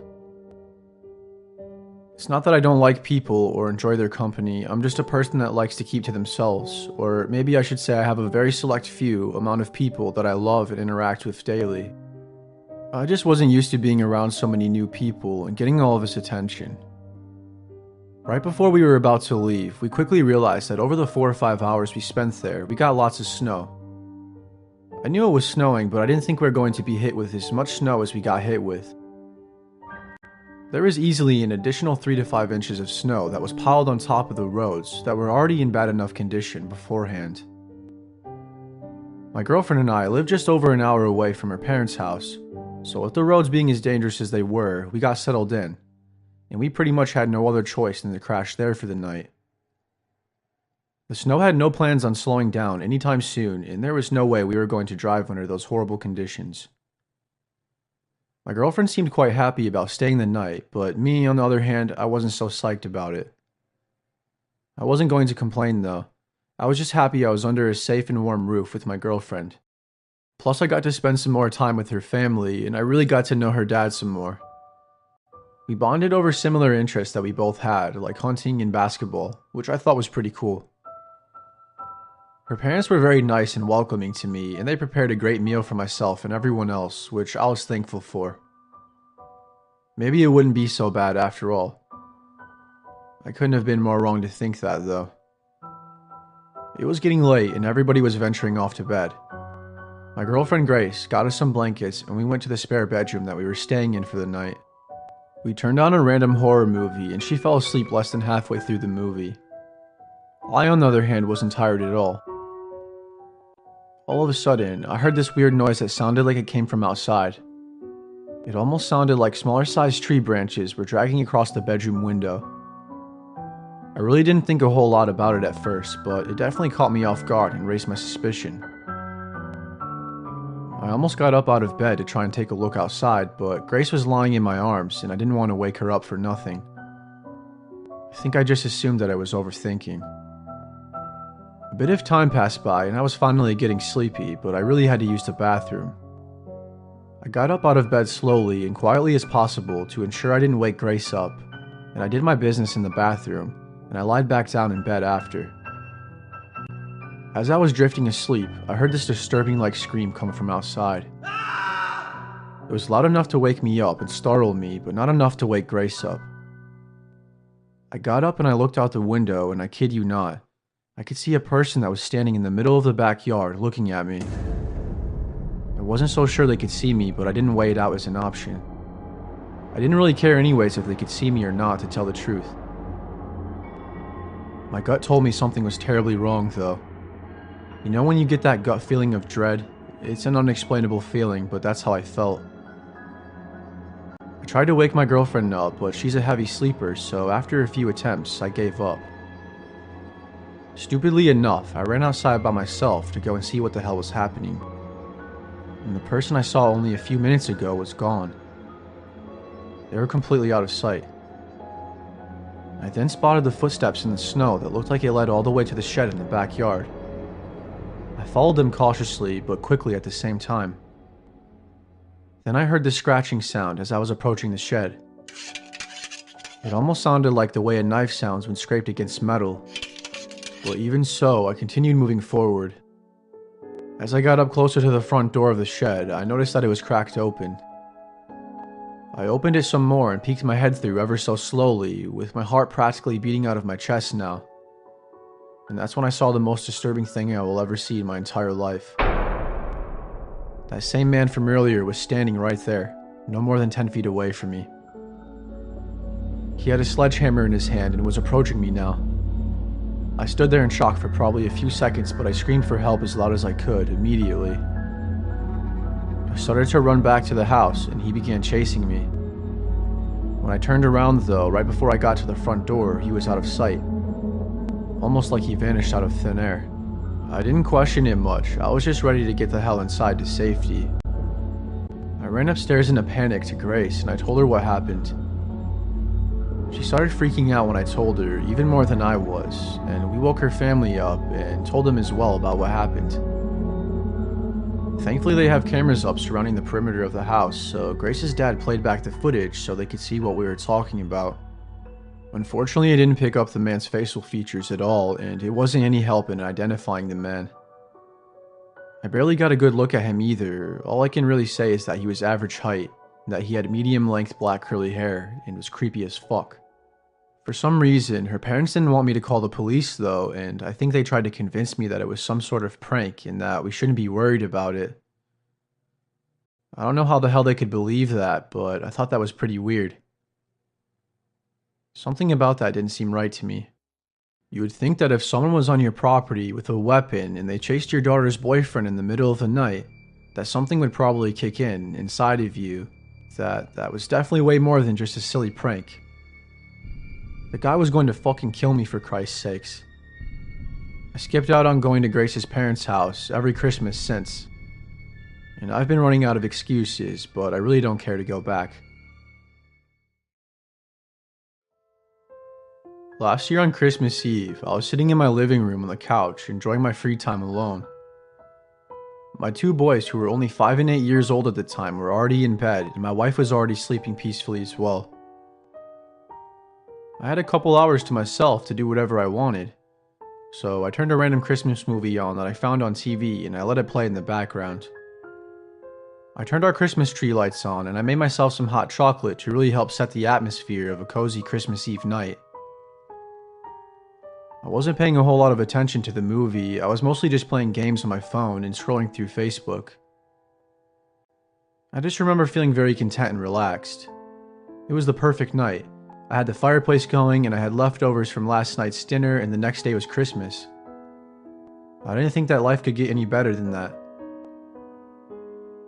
Unexpectedly and completely out of nowhere, I heard a thud sound that came from the other side of the house. It scared me at first, but I figured it was nothing. But then I heard it again. I then looked outside through the front living room window and the kitchen window that was above the sink and all around the house. I peeked my head through my kids' bedroom. They share a room, might I add, just to see if anything was going on that I should know about. They were both sound asleep. I checked my wife and I's room as well, but she also seemed to be sleeping. What the hell was that noise? I heard the noise like 3 or 4 separate times, and each time it sounded like someone was pounding on something with their fist. I took a step outside in my slippers to have a look around the house, but there was nobody. Maybe my mind was just playing tricks on me, I thought. I decided to let it go and head back inside. I was now walking back to our patio, and just as I made it inside and was about to lock the sliding glass door, I heard a scream. It sounded like a kid. Right away, I knew it was Luke, who was my youngest boy. I wasn't sure where the screaming was coming from, but I ran to the boys' room and exploded through the door and turned the light on. Logan, who was my other son, woke up in a panic and Luke was missing. The bedroom window was wide open. I asked Logan where he was and he said he had no idea. I told Logan to run to Mom in our room and to let her know that Luke was missing and to call the police. I grabbed my 9mm handgun and I rushed outside and ran to my backyard, calling out for Luke's name. And thankfully, he was able to let out a scream. We live out in the country and we have a huge yard that sits on about 15 acres of mostly dense woods and trails. I followed the sound of his scream and it led me to the woods. I found myself chasing after him, just trying my absolute best to find him. I screamed and screamed for him, but eventually he stopped screaming back. That's when my panic really set in, and I swear to you, I thought I was going to have a heart attack. I kept searching for him, and after a few minutes, I heard something that sounded like a person stepping through sticks and leaves. And then I heard a sound of what sounded like someone taking a big gasp and trying to hold their breath. I looked all around me and I turned the flashlight on. I didn't have it on up until this point because I didn't want to give off my position. I knew my son was out there with someone who was trying to kidnap him. And I knew that I knew my woods better than anybody, and I knew he was still out there and that they were close by. I must have did a 360 4 or 5 different times, looking all around, until I finally spotted what looked like to be someone laying on the ground. All I could see was a shadow. Almost as soon as I pointed the flashlight at it and took a few steps closer, I then saw in fact that it was a man. He was lying on top of my son and he was suffocating him. The man ran off and I ran to my son Luke. He was lying there borderline unconscious and I picked him up and ran home and got him inside. The police were already there by the time we got back to the house and Luke had to go to the hospital. He turned out to be okay, but he had bruises all over his body and scratches on his neck and face. My son almost and very well could have died from asphyxiation. As for the man who kidnapped him, they never caught him. I gave the police the best description of him, but he's still out there somewhere. He was lucky I didn't shoot him in the fucking head. Sometimes I wish I would've. Luke said he thought the man was me and that he was dressed up with a ski mask and somehow the man convinced him to unlock the window and to go with him. My son is probably going to remember this for the rest of his life. I know my wife and I will.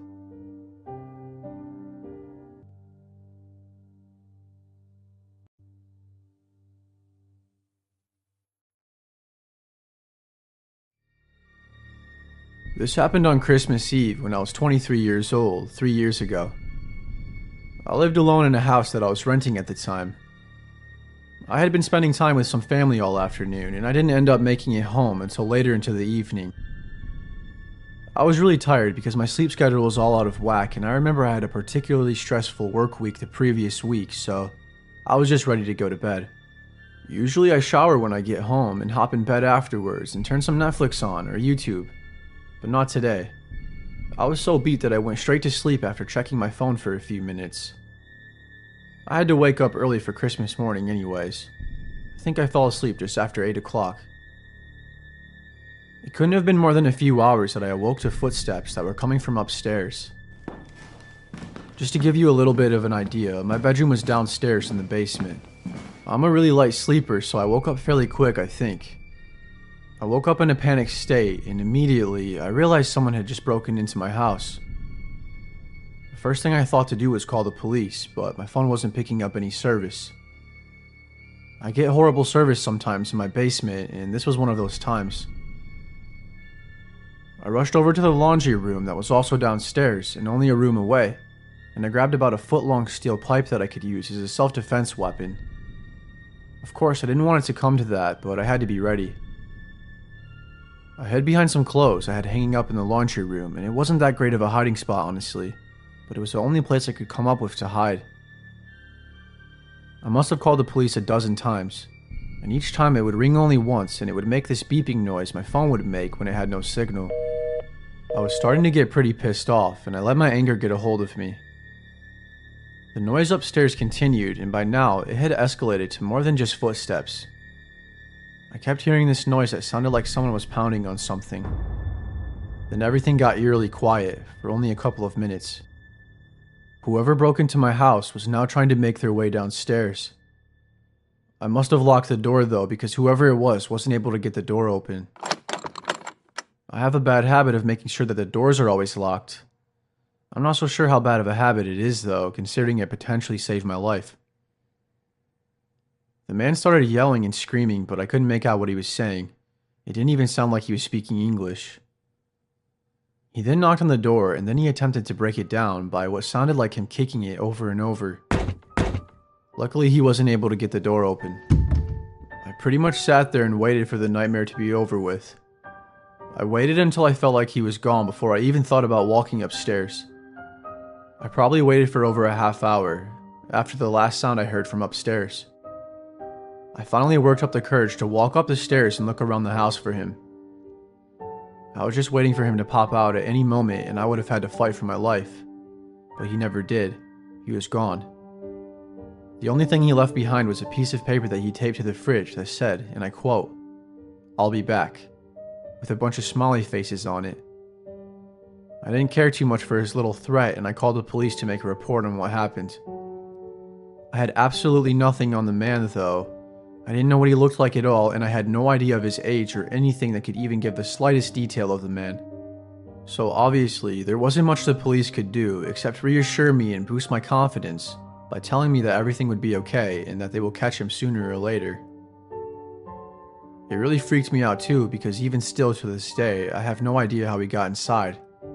There were no signs of a break-in or anything.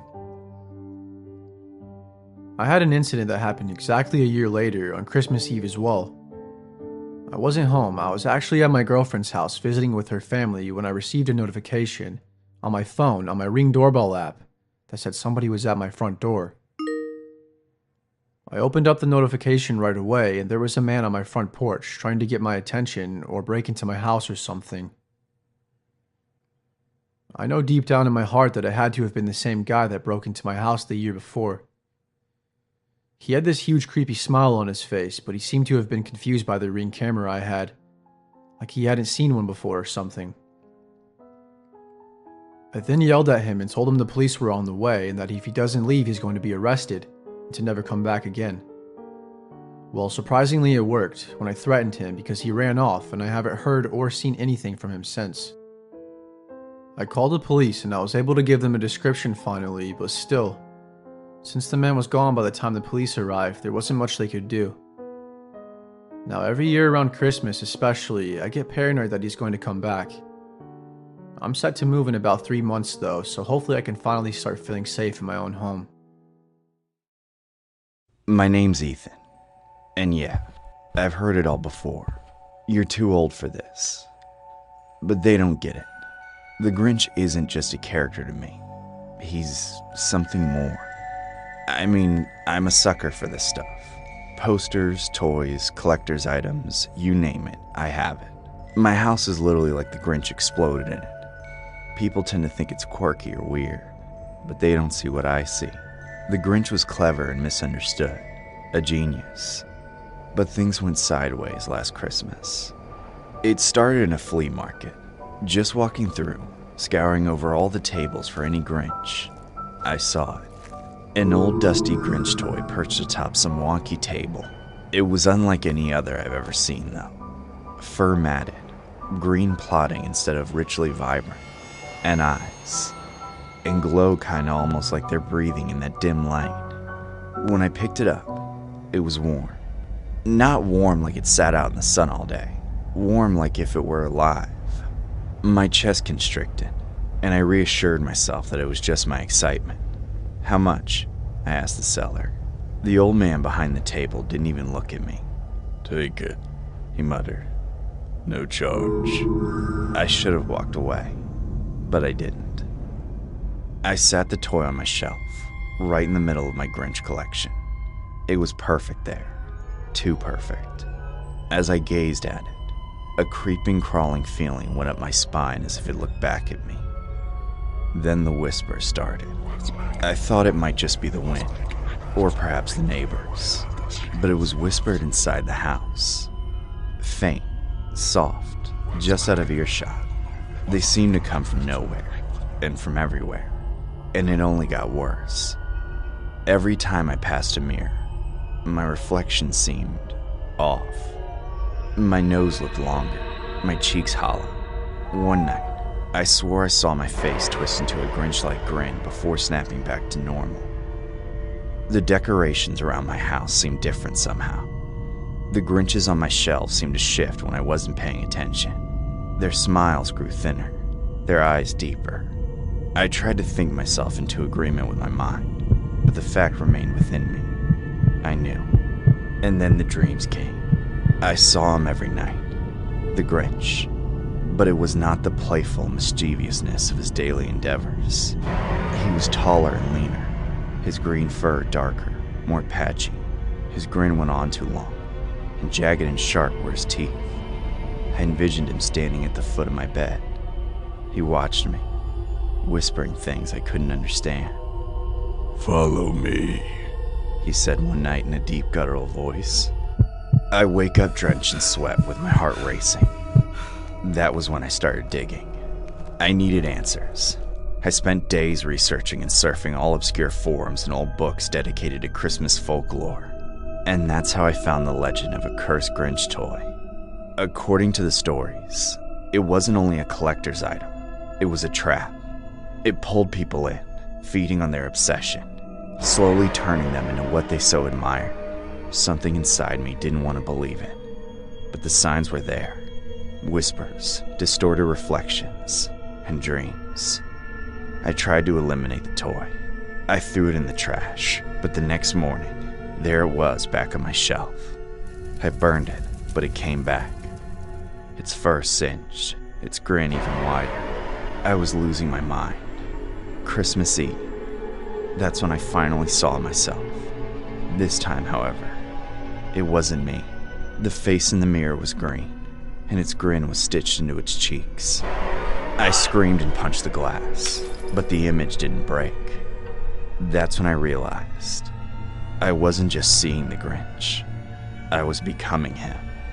The next thing I remember is standing in my bathroom staring into the mirror with a knife in my hand. Blood was dripping from my cheeks because I carved out a grin. All I can recall is looking back at an awful distorted grin. Now I'm here, locked away in this mental institution. They say I'm dangerous, that I hurt myself and scared my neighbors, but they don't understand. The Grinch is real. He's here. I can hear the guards talking about me every now and then. Poor guy, one of them said.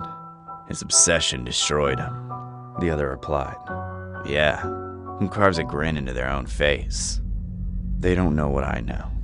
They can laugh all they want, but every night I see him, the Grinch, standing in the corner of my room, his grin wider than ever.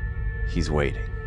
For what, I don't know, but I can feel it. He's not done with me yet. I visited my parents for Christmas last year.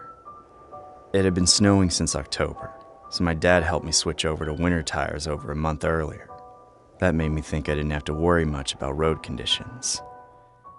My family and I had a wonderful Christmas together, but I had plans to go on vacation with a friend the following day. Our flight was scheduled for that afternoon. I left in the early morning when it was still dark out, so I could have ample time to prepare for the trip and arrive at the airport. Unfortunately, I hadn't paid enough attention to how much snow had fallen the previous night. I quickly realized that the winter tires alone might not cut it, but I was determined to get home. Once there, I could just get a ride. Unfortunately, there was a dark and lonely 20 miles between me and my destination. I pressed on at a cautious speed. Everything seemed fine, until I crossed over a small bridge. Then, out of nowhere, I hit a patch of black ice. My car rotated one way and started sliding the other way, completely out of my control.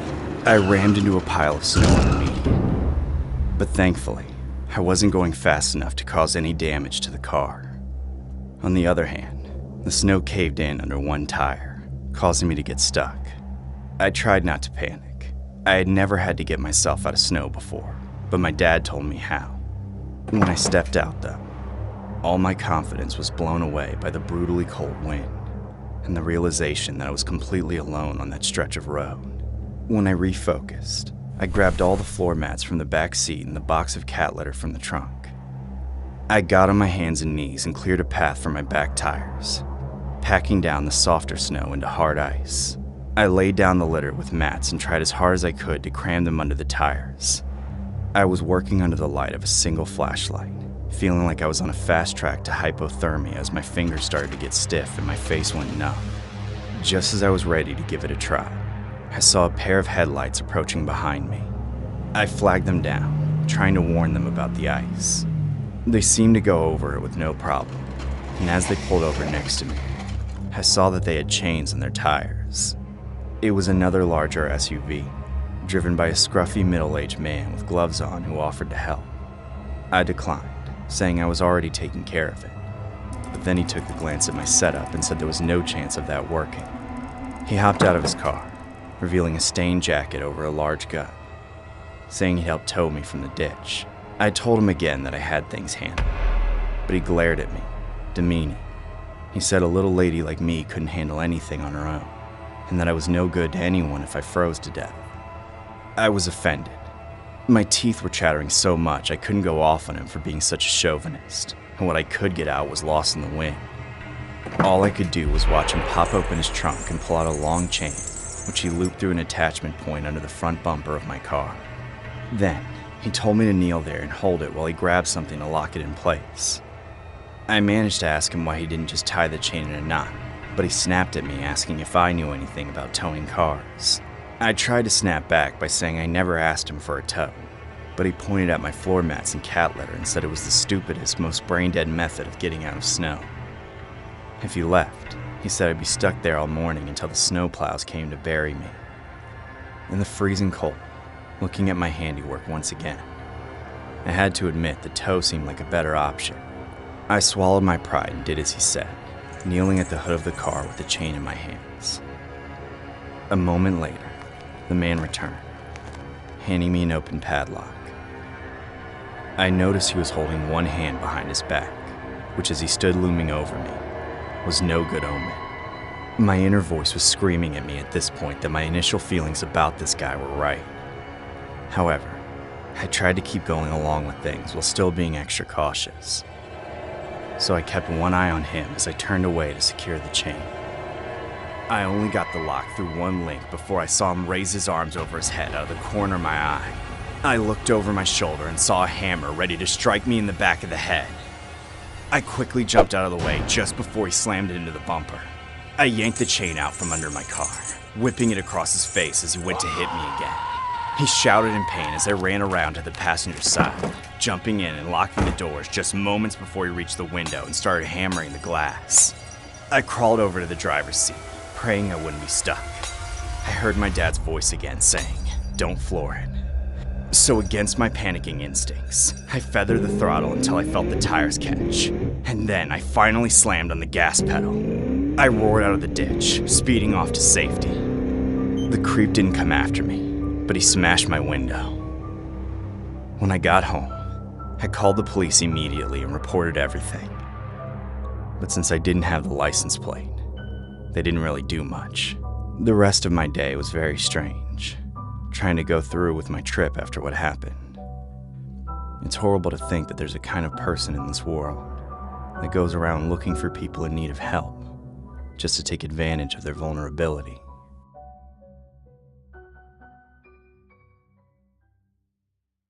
I used to work at a 7-Eleven that closed at midnight on Christmas Eve.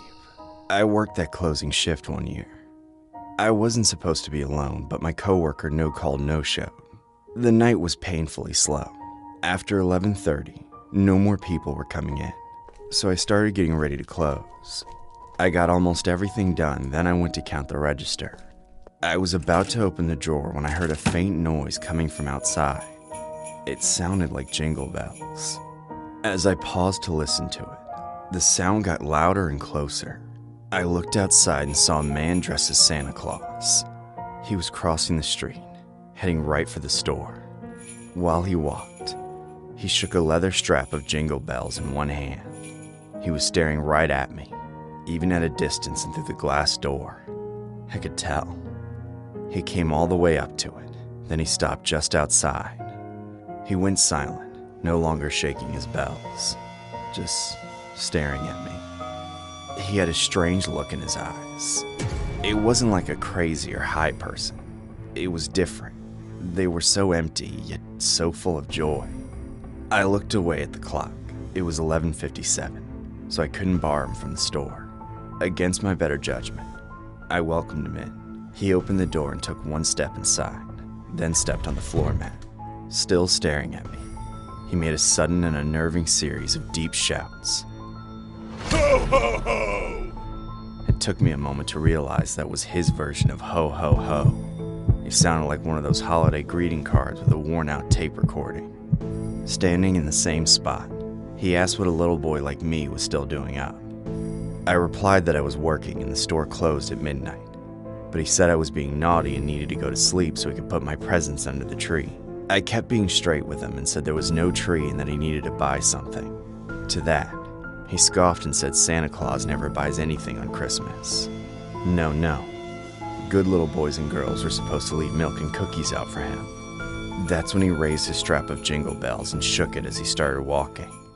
He took the last cookie on display that I was saving for myself. Then he went over to the coolers.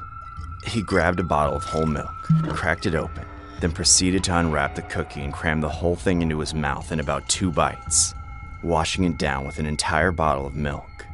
I shouted at him that he was going to have to pay for that, but he just glanced over at me and jingled his stupid bells again. After clearing his throat, he thanked me for the milk and cookies but told me that I still had to go to sleep if I wanted to receive my present. I said I wasn't going to play his game and that in 1 minute I was going to kick him out, but he just rang his bells again, then said he could be very patient. We locked eyes for the next 60 seconds. When the clock struck midnight, I told him the store was closed, and without skipping a beat, he started violently shaking his bells and screamed, "Merry Christmas!" at the top of his lungs. I got fed up and went to confront him. I pointed to the door and told him to leave, but instead of listening, he shook his damn bells again and spoke to me like a child. He said he was proud of me for staying up all the way until midnight to see Santa putting out presents, but it was time for me to go to sleep unless I wanted to be put on the naughty list. I finally lost my cool and shouted in his face to get the hell out. In response, he took the strap of bells into 2 hands, holding them horizontally at chest height as he stepped forward to close the gap between us. I started backpedaling toward the register, not taking my eyes off him as he followed mere inches away. I told him he didn't have to pay, but he didn't care. He just told me it was my bedtime. I kept trying to reason with him, saying I still had to close the store. But then the man raised his voice, scolding me for talking back to him. I apologized, but he said it was already too late. I was on the naughty list, and since I wouldn't go to bed on my own, Santa would have to put me to bed himself. And I was no longer going to get what I wanted for Christmas. Before I could ask what he meant, I realized I was backed up against the counter and he was right on top of me. Suddenly, he pushed me down and wrapped the leather strap of bells around my neck, squeezing and pressing into it with all his weight. I kicked and fought against him, trying to pull the strap away, but I was completely overpowered. All I could hear was him screaming, "Ho, ho, ho! Merry Christmas!" As the seconds passed, my vision faded and my strength vanished. The last thing I remember is him getting in my face and whispering, "Nothing was stirring, not even a mouse." Then, everything went black, and I could no longer feel. I don't know how long I was like that, but to my surprise, I woke up in a daze. I hadn't been moved, but now there was a horrid sensation in my mouth. I grabbed for it and pulled out a dead rat. I threw it across the store. Looking at it, I realized that its entire nose and mouth were covered in red wax, like it had been suffocated to death prior to being stuffed in my mouth. I would have taken a lump of coal in my mouth over a dead Rudolph rat any day. When I got up, I called the police. Apparently, the Santa Claus guy had been terrorizing and assaulting people with his demented Santa Claus act all night, but my case appeared to be the worst. I always hoped they would find the guy, but but many years have passed, and I haven't heard anything about it. I live in a 2-bedroom condo with my girlfriend and her roommate. We had downstairs neighbors for a while, another couple and a single guy. We would hear them arguing while we were on our porch. Things were ugly. The first one to leave was their roommate. He was just a regular guy who was done hearing the couple scream at each other all day. Not long after that, the couple split up, and the man's wife left him. With nobody to help pay rent, we saw the eviction notice on his door within a month. I was coming home from work when I saw him loading his stuff into his truck. He saw me as I was trying to go up the stairs and flagged me down to talk. He introduced himself as Aaron. After telling me his sob story, he begged me to let him crash upstairs on my couch as he had nowhere to go. I told him I would consult with the others in the house. My girlfriend and our roommate, both women, weren't exactly comfortable with the idea. We discussed it though. It was December. He'd be freezing sleeping in his car and completely alone for Christmas. In the end, the nail in the coffin was when we peeked out the window and saw him break down crying. We just felt bad for him. He was elated when we told him the news. I cooked us all some dinner that night. He told us everything about what had happened with his wife, really talking our ears off while we were trying to eat. We had only given him a week to stay, so we figured we could live through whatever baggage he came with. As it turned out, we couldn't. He trashed the living room and the kitchen, raided all our food, and left our roommate's bathroom a mess. Then, on the third day, we were all in the living room together, drinking heavily and watching a movie, the three of us trying everything to forget Aaron was there. While he was drunk, Aaron made a lot of weird comments centered around how cute my girlfriend and I were as a couple, how he missed being with someone, and that it would make a lot of sense if he started dating our roommate and moved in with us. We ignored all that, but later, our roommate said she wanted him out of the house. We agreed, and I said I would break it to him in the morning.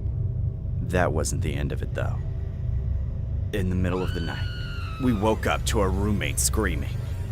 We rushed over to her room and saw Aaron just standing inside her room. Our roommate said he'd opened the door and stared at her for a whole minute. She discreetly took out her phone and snapped a picture, which she showed to us then. It was downright chilling. Just the image of a silhouette in her doorway. Aaron's excuse was that her cat was meowing to get out.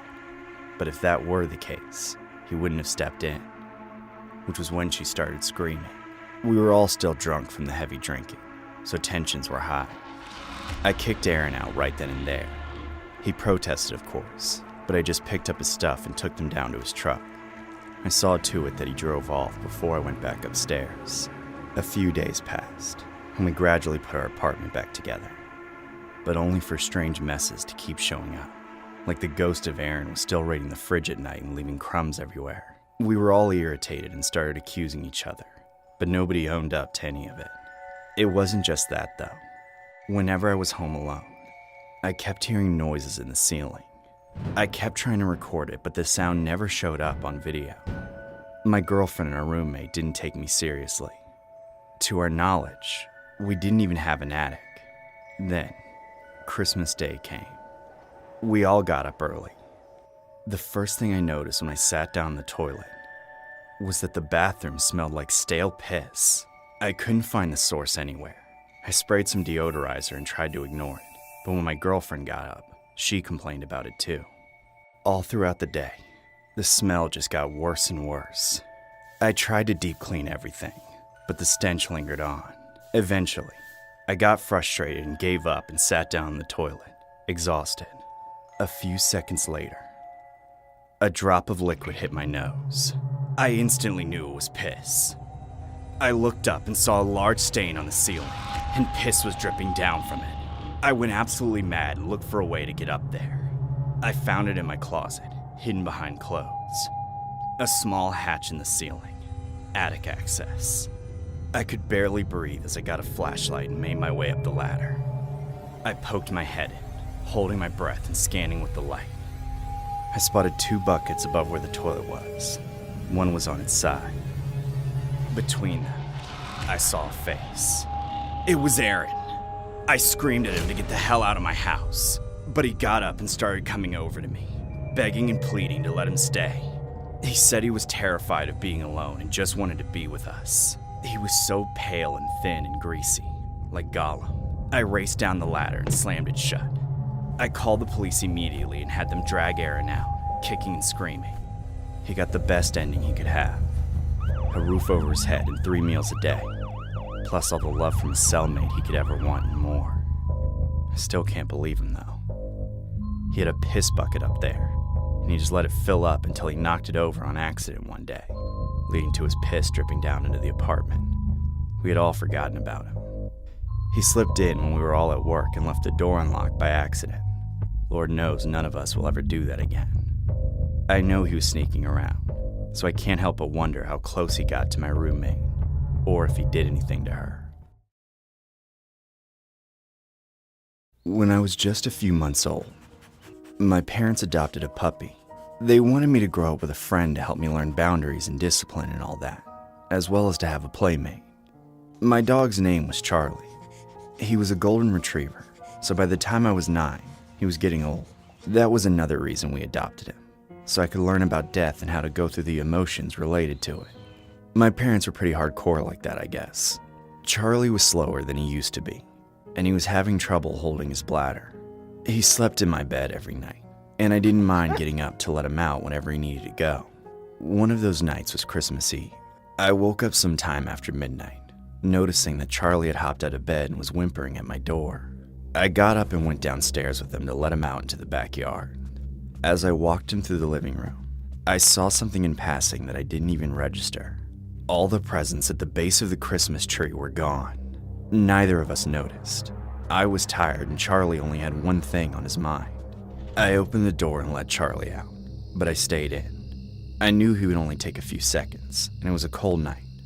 After a quick leak, he came running back. He climbed up onto the deck, went through the back door, but stopped right as he stepped inside. The door into the garage was to his side. He walked over to it, stuck his nose under it, and started sniffing at it intensely. I let him sniff for a few seconds, but it didn't take long for his typical curiosity to change into something else. He started whimpering again, pacing back and forth and sniffing more and more aggressively. Finally, he looked back at me, sat down, and groaned with a huge yawn. I knew Charlie wanted in there, and that he wouldn't rest until I let him. I opened the door for him and flipped the light switch, only for my jaw to hit the floor as the lights came on. There was a man dressed in a ski mask in all black trying to break into my dad's Mercedes. There was a bag full of our stuff at his feet, which he spilled as he freaked out because of the lights. Turning around to see me and Charlie in the doorway, Charlie started barking like mad and I screamed for help from my parents. In a split second, the burglar ran up to us, grabbed me and put his hand over my mouth. Then he kicked Charlie down and took me into the garage. He dragged me back to the car as Charlie whimpered horribly. I was thrown to the ground so hard the wind was knocked out of me. Then the man told me to shut up. If I screamed for help again, he was going to kill me. I complied out of fear, but I began to cry. Charlie was on the other side of the door and he had started barking again. But now there was a tone in his voice. Some mix of anger and desperation and pain. I was terrified and heartbroken at the same time. The burglar kept trying to get into my dad's car, jimmying some thin piece of metal under the window. He wasn't able to get in before my parents arrived at the door with Charlie. They opened it up and my dad started to shout and race in, but the burglar grabbed me again and put me in a chokehold. My dad stopped in his tracks and his face turned from rage to panic in an instant. I didn't know why until I realized there was a knife against my neck. The man told my parents to stay back, give him the keys to the car and let him drive away, or he would slit my throat. My mother was holding Charlie back. He was going insane. When my dad told her to go get the keys, her hand slipped and she let go of Charlie's collar. He charged at us with speed I hadn't seen him move with in years. The burglar took the knife away from my neck. I knew he was going to point it at Charlie, so I grabbed for it and pulled it back toward me just as Charlie slammed into him. My fingers were sliced open as I held it with all my strength. Charlie was ripping into the man's legs, tearing through his pants within seconds before my dad arrived. My dad pulled me and Charlie away in one motion, and before I could even get to my feet, before the burglar could even react, my dad was on him. He took the burglar to the ground and started laying into him. The next few moments, to me, might somehow be the most traumatic. I just watched, holding on to Charlie as my dad beat every single ounce of hatred and violent instinct he ever had into this guy. It wasn't long before he was begging my dad to stop. But then it was just silence as he went unconscious. Yet even at that point, the beating continued. Only when my mom came rushing back in was my father restrained. By then, the burglar ski mask was soaked in blood. And I'm glad I never saw what his face looked like underneath. That's when the shock really set in, and I have little memory of what happened next. All I know is the burglar spent a long time in the hospital before prison, and my dad never wanted to talk about what he did to him.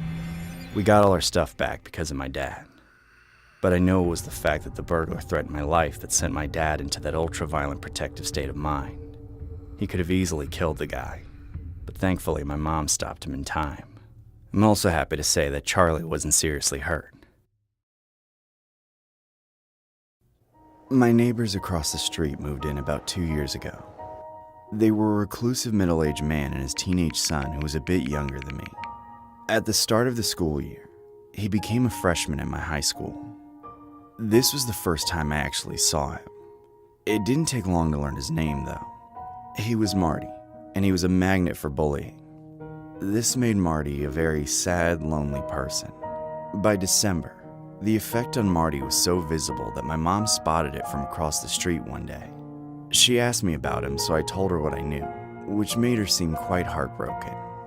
She suggested that I go over to his house and try to be friends with him, but I didn't want to do that.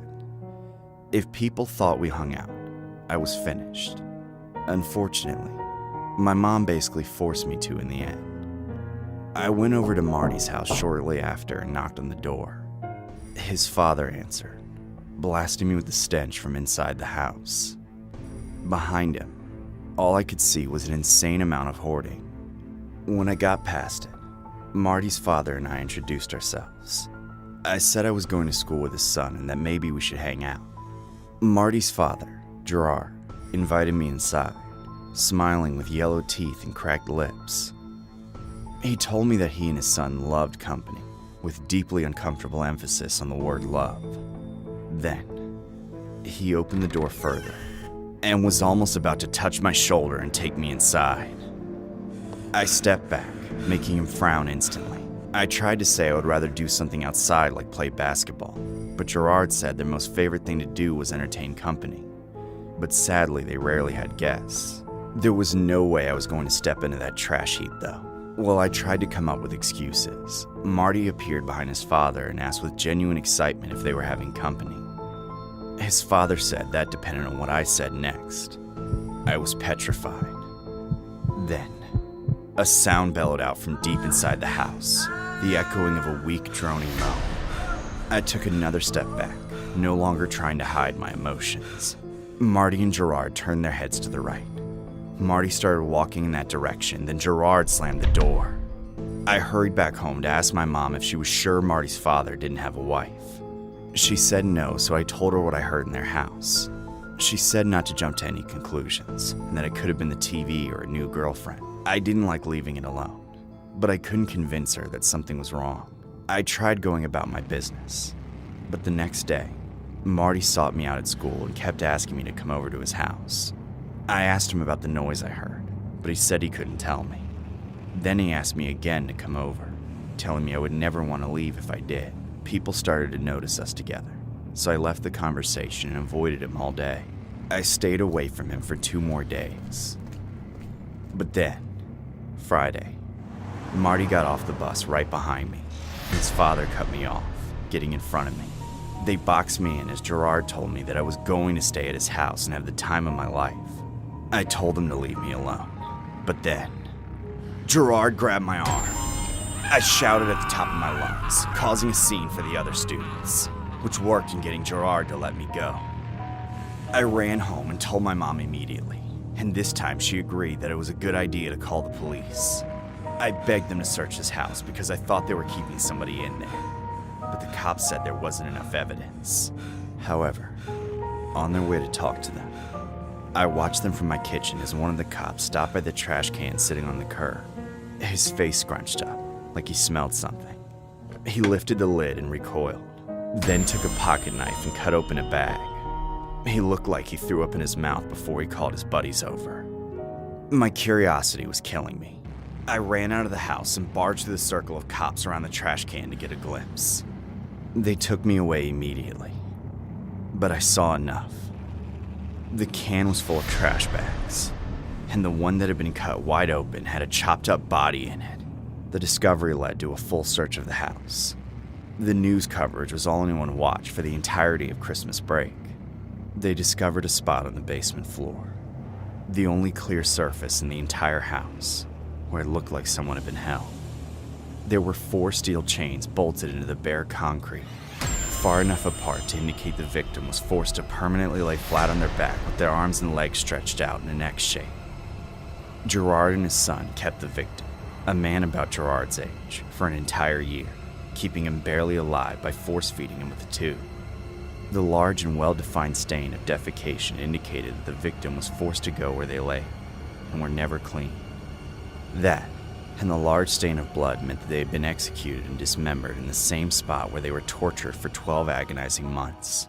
Gerard had gotten sloppy, allowing the victim to be heard while I was at the door, causing Gerard to panic and kill them. Then he lazily assumed the garbage truck would take the body away. By pure luck, the garbage trucks were delayed that day until Saturday. I'm sure that if I entered their house that day, I would have been the replacement guest. If I had called the cops the first time, that man's life might have been saved. Nobody knows what else Gerard and Marty did to him just yet, but the way they talked about entertaining company makes me think they did little else but torture him and drive him insane for their own enjoyment.